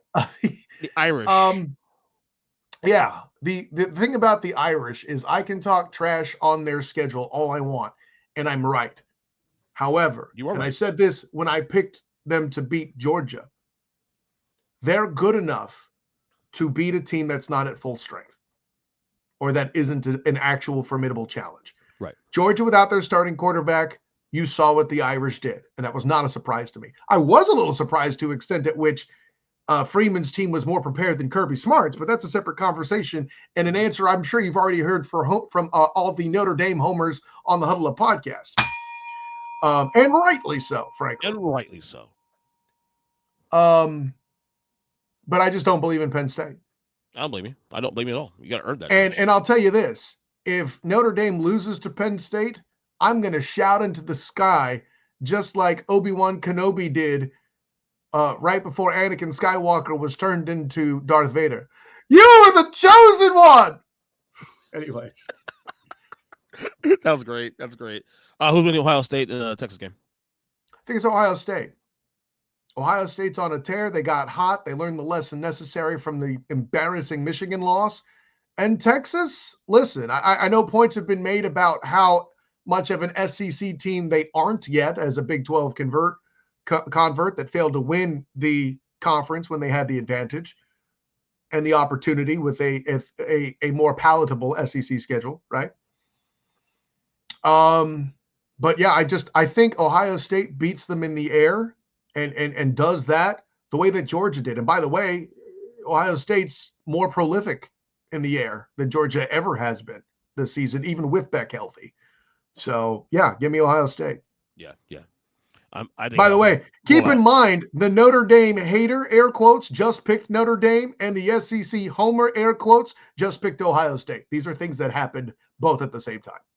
I think Ohio State wins a blowout, honestly. I don't think close. I don't think they. I don't care the game's in Texas. I don't give a shit. How many points? A blowout. Well, the spread is 6 points.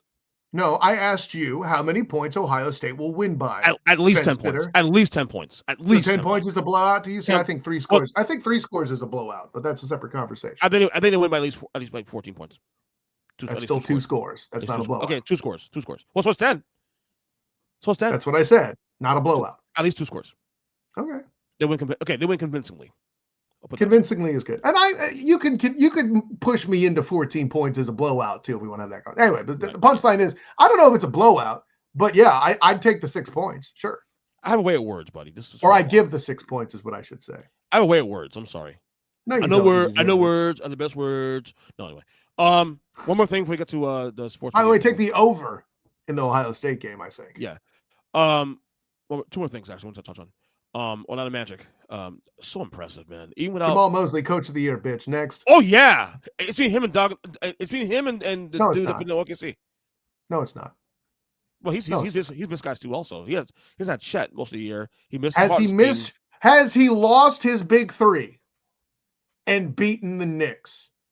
Has he been down his 2 big stars? Have his 3rd sustain an injury in the game and beat the defending world? I don't know if I'm champions? going. I say he's the front runner. I'm saying that to me, it's the guy in Cleveland. Is it not Bickerstaff? Is it Bickerstaff's name? Bickerstaff was the previous guy. Atkinson's the coach now. Who by the way got fucked in Brooklyn for the record. So it's him, Mosley in Orlando, of course, and then the Dognaut in OKC, of course. Who just lost to Cleveland, by the way. I'm sorry. No. 3rd guy's Ime Udoka in Houston. Well, they're doing. I like Udoka, but the answer is also no. Calm down. All right, calm down. You don't 3rd language, okay? This is my world now. Calm down. Yeah, but then why you speak in such broken language then, bitch? It's Jamal Mosley, and it's not close. I said Jamal. What? No. You have not retorted my point, sir. I said Jamal Mosley, but I'm forming a list for you of guys who could. No, and listen. Joking aside, I like the stuff you're giving me. Right there too. I don't. Why aren't we considering Tibbs? Because we saw this coming.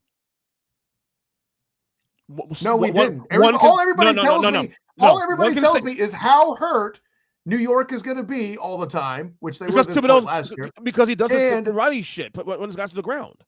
And he hasn't done it yet this year. Getting there. And getting Karl Anthony Towns into the fold, which ironically he is hurt, so there's a point for you. But getting Karl Anthony Towns in that situation worked out. Again, he's not my top pick. He might be even 5th, but I think Tibbs should be in the conversation. Obviously, I'm not. You were right about putting a Cleveland in there with that too, for sure. I don't know that there's a coach out west that I feel great. I can argue Tibbs the Knicks are slightly underwhelming. Actually, I can argue that. Actually, the same. Well, and it depends entirely on how they finish. How can you be underwhelming when you're the 3rd seed? Because they were. So when I say slightly, I had number 2 in the East this year. So your expectations were incorrect because nobody saw Cleveland when that cat trade that bingo. Now you get it. See, now you know to play the game. Now see, it's not about no. Hold on, but see, remember, I'm not inconsistent, and I didn't say anything about blah, blah, blah, blah, blah. I brought a name, I put him where he was ranked. You put him in the same place, and then you tell me I'm wrong. That's not how that works. There are at least 5 guys right now deserving to be in the conversation of coach of the year, not named Tom Thibodeau. Sorry about that. I said what I said. Atkinson. I said Mosley. I'm not no order. Mosley, Atkinson, Dognaut, and I'm not going for an order. I'm just trying to say. That's what I'm saying. Dognaut, Ime Udoka, and Eric Spoelstra. No, I'm joking. And let me see the guy real quick. Oh, so you don't have 5? No, I make sure. Because if you have to look it up by default, it is not Thibodeau. It is not Thibodeau. If you have to look it up, you didn't have him. You lying son of a beep. Okay. I can't. By the way, this silence, all you out there for the Earnestly Speaking fans listening to the show still, is how wrong for every second that passes. This is how much of a liar EJ Christian was, saying that he had 5 coaches better than Tibbs, and he's failing right now. The dude in Memphis right now is better too, also. You're impressed with Memphis right now? Oh, absolutely. Okay. No, They're under the radar. They're under the radar. I've not. Yeah, exactly. I've not watched enough Memphis basketball to speak Right. in educated fashion. Well, get a hold of yourself, as you always say. Get a hold of your life. Well, hey, now that 2 of my sports are out of season, I just might. Bitch, what? Orlando not having, Wagner now, and obviously not having Banchero since November. Wagner's plural, sir. You're forgetting their 6th man, Mo, of course. Yeah, I know. Franz, I'm talking about. You know, but I'm saying that for the people at home. Sorry about that. Correct. Thank you. It's and the fact that they're still staying the course, even in spite of all that, and they're a dangerous out every fucking night, and have quality wins on top of that. Depth. I look at that team. I think of depth. And for the record, Zach Degenerate is a massive Orlando fan, so he's another one that's like kind of in on this too, also, and keep me clued up. This team is going to be scary. I'm not going to say they're in the conference finals, man, but at this point, how could you not pick up at least win a first round series at this point? The play post All-Star break is what's going to determine how that works out. Okay. By the way, let's not forget how close they were to beating the Milwaukee Bucks in the tournament. After losing, did they lose Franz for that game? I'm trying to remember. I think they did. Was it 2 years ago? Was it 2 years ago, right? No, the tournament game. Oh, the in-season tournament? I don't follow that shit. I don't follow the... Yeah, but it's still a regular season game, and that counts on the fucking schedule. Yeah. So what's the matter with you? That's right. Why is Mr. Third Language dunking on you? Because I don't give a fuck about the tournament. I don't give a fuck about that. You need to, because of regular season games. There's only one game. There's only one game in the Emirates NBA Cup that is excluded. Look at you flossing all. Well, I do my knowledge. I'm third string. Like I'm going to say the Emirates. Third string these nuts, bitch. How about that? And it's not third string. It's third language. Get it right. Whatever. What's the matter? Why are you getting dunked on in basketball in your own show? Because it's 7-5 anyway. What the fuck does it matter? Oh, look, here come the excuses. He can't even back it with facts. You're tall anyway, bro. What the fuck? You big man. I am big man. You damn right I'm big man. Come on now. No, that being said, like right now, you're talking right now. I am not. Listen, I'll say it right now. And look, things can change in this couple months. This is not even based on record right now. This is based on what my vibes are going into the playoffs right now. If I'm looking record should not be the only determinant. I agree. Right. 4 best teams in the Eastern Conference now. Forget record. So that's what I feel. It's Boston. It's Cleveland. It's New York, and I think Orlando. I think Orlando's there now. I think Orlando's there. I think Orlando could beat I think Orlando could beat Miami in the second game. I think Miami could beat Milwaukee. I still take Milwaukee. I still take Milwaukee and Indiana seriously, but I'm with you. I think both teams are too streaky. Milwaukee, yes, but they just benched Chris Middleton yesterday. Yeah. He's not That's playing. Scary, isn't it? Right, but Indiana's too. Those teams are too up and down now. That's what I said. They're just steady, man. Orlando's just steady, and that's the thing also too. Even though Boston has been a little underwhelming this year in some spots, they're still steady. At the end of the day, they're still steady. There's no rocky road. With Orlando, they lose guys, and they're still steady.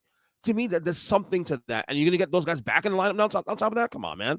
No, Orlando's top 14 in the Eastern Conference now. Let's put some respect in their name now. So that's my opinion. All right. Do you agree with me that the Sixers are a basic non-factor in the postseason? So it's strange because, like, again, this is a problem with covering teams like the Sixers. In the case of that team, the caveat really matters.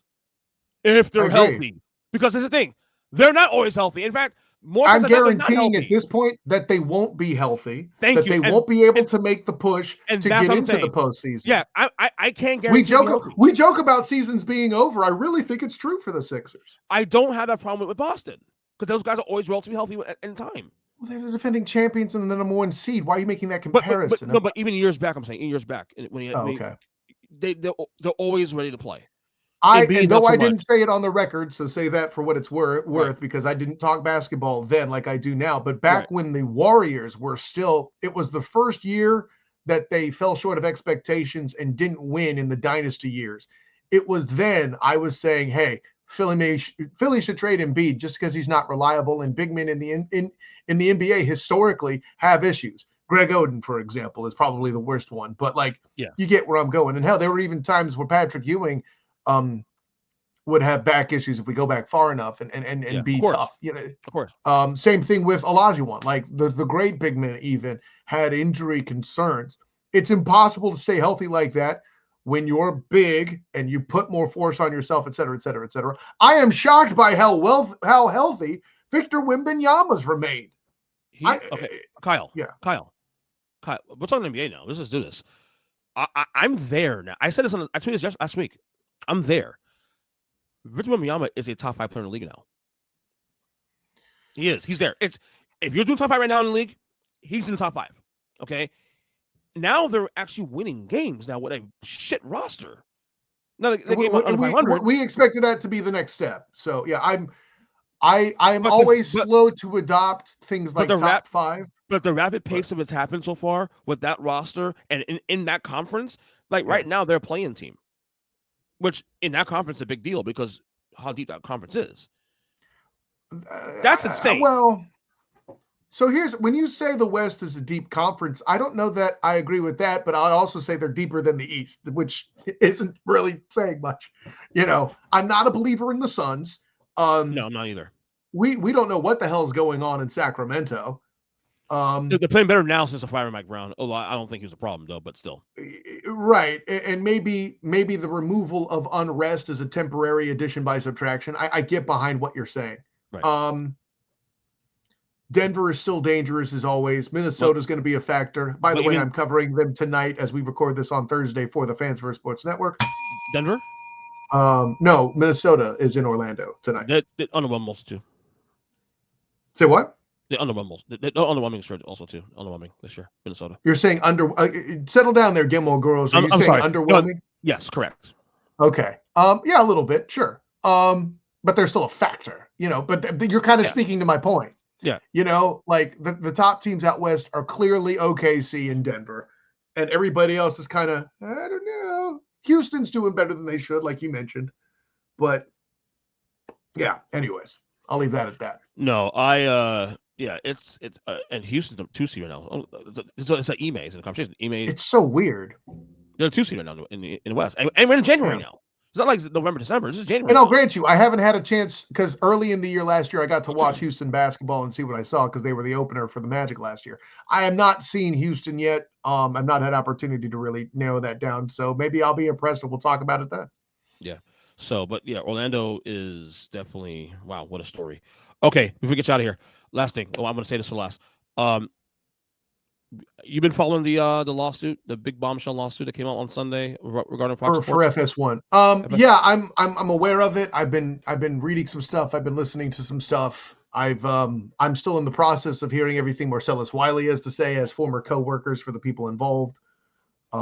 So but yeah, I'm in it, is what I should say. For those who don't know, so it was a lawsuit filed by a hairdresser, former hairstylist, alleging that, for starters, Skip Bayless now formerly FS1, had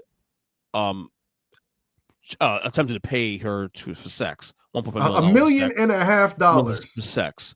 There's also a lot of things said with Joy Taylor involved, where like she told her to get over it, and some of the things that's happened there.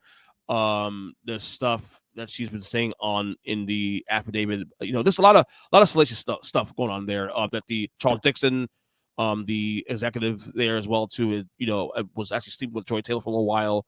And this is allegedly why she got some of her opportunities that she did. Right, exactly. So there's a lot of very scandalous, obviously. And it's not just that. It's one thing to have somebody who kind of say, worked the charm angle, to put it nicely.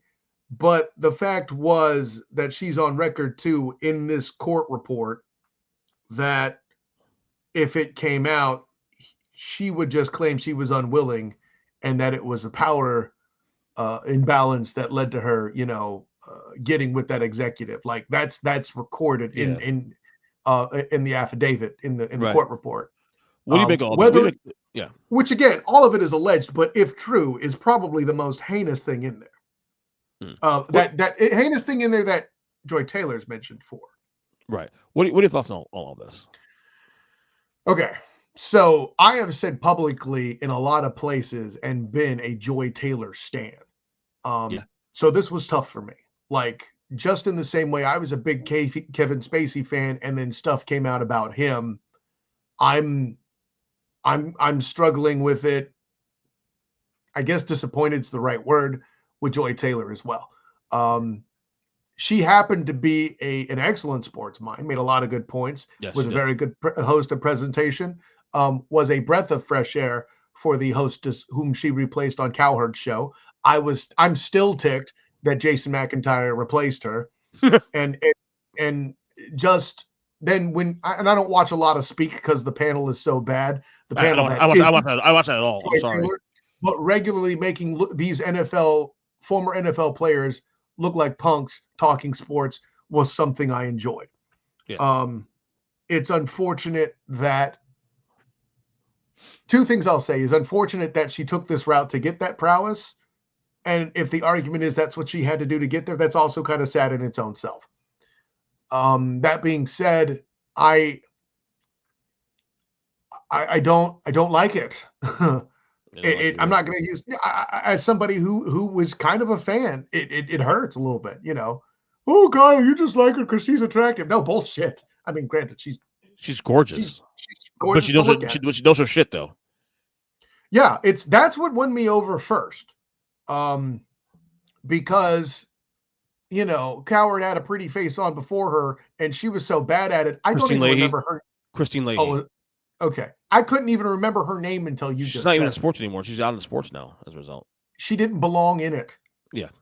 In Joy hindsight, Taylor you're right. always did. Joy Taylor was amazing. Joy Taylor actually countered Colin very well on that show.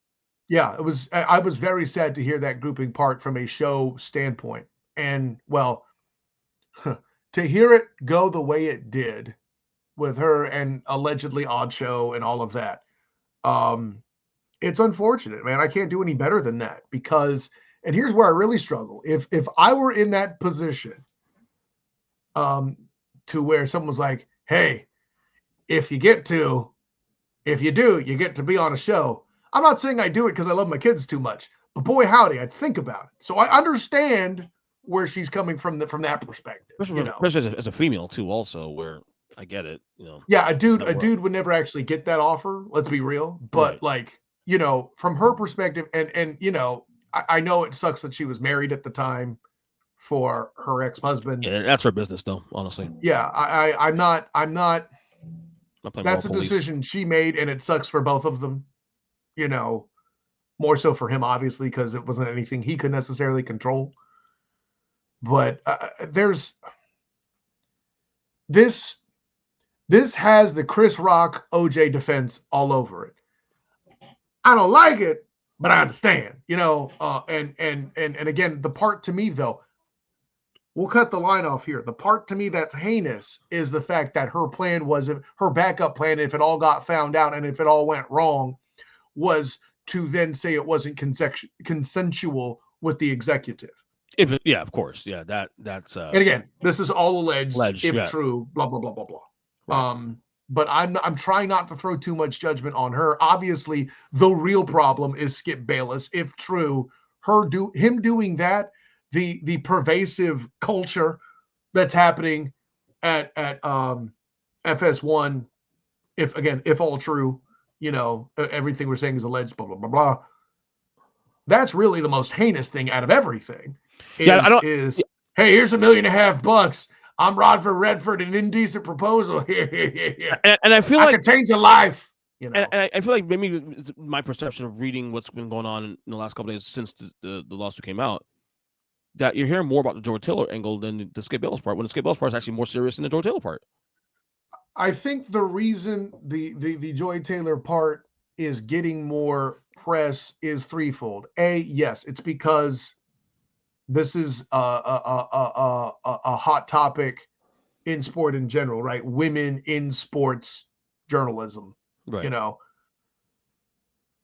And then it's because it's a more interesting story. Let's call it what it is. Right. We don't know what the hairdresser looks like. Skip Bayless is nothing to look at. There's nothing compelling there. We're sick of Skip Bayless. Skip Bayless is in the rear view. Hearing about this really, it has kind of an element to where he's already got 1 foot out the door of the industry. It ain't a thing. Right. Joy Taylor. He ain't getting hurt much at this.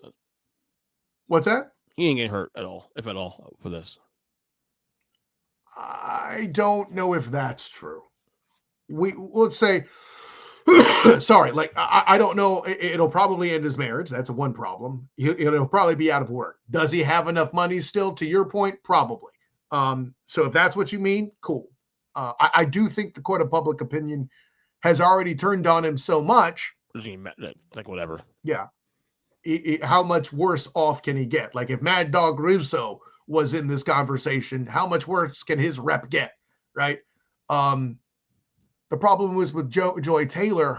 The problem with being the chosen one is that if you take a fall and your books ain't clean, that scandal's going to come out.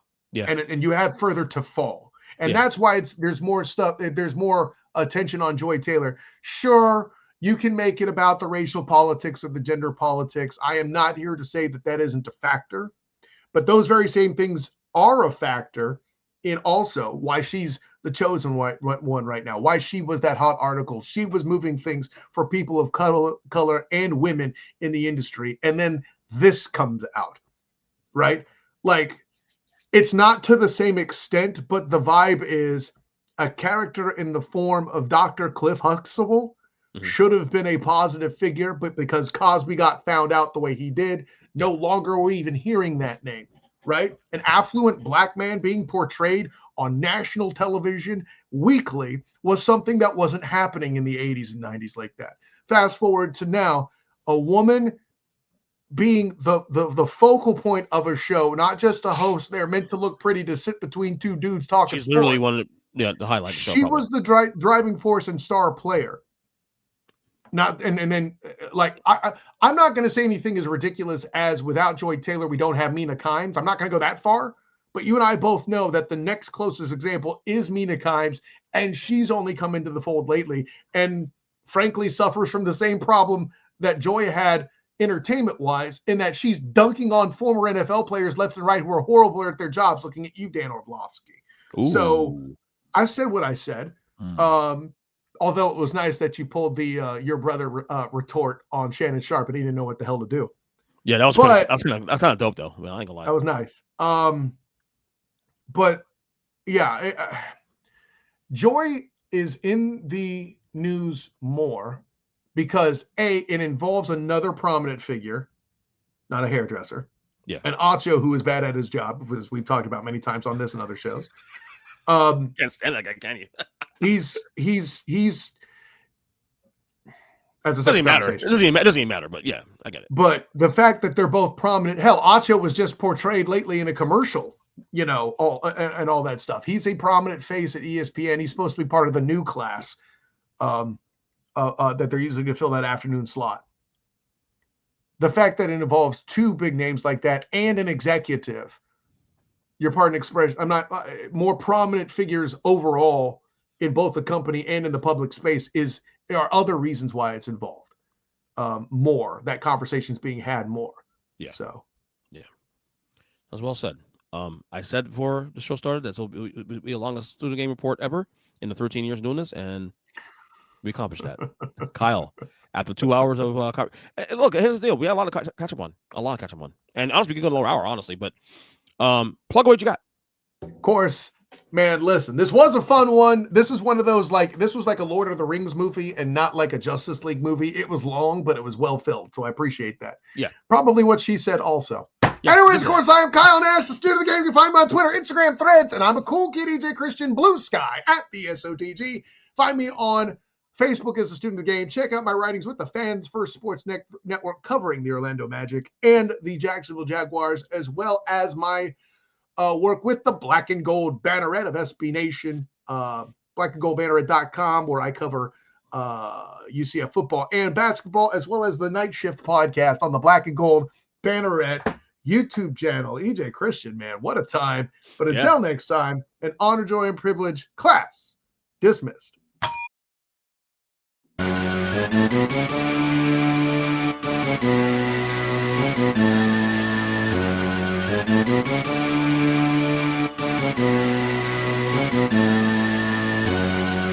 Thank you.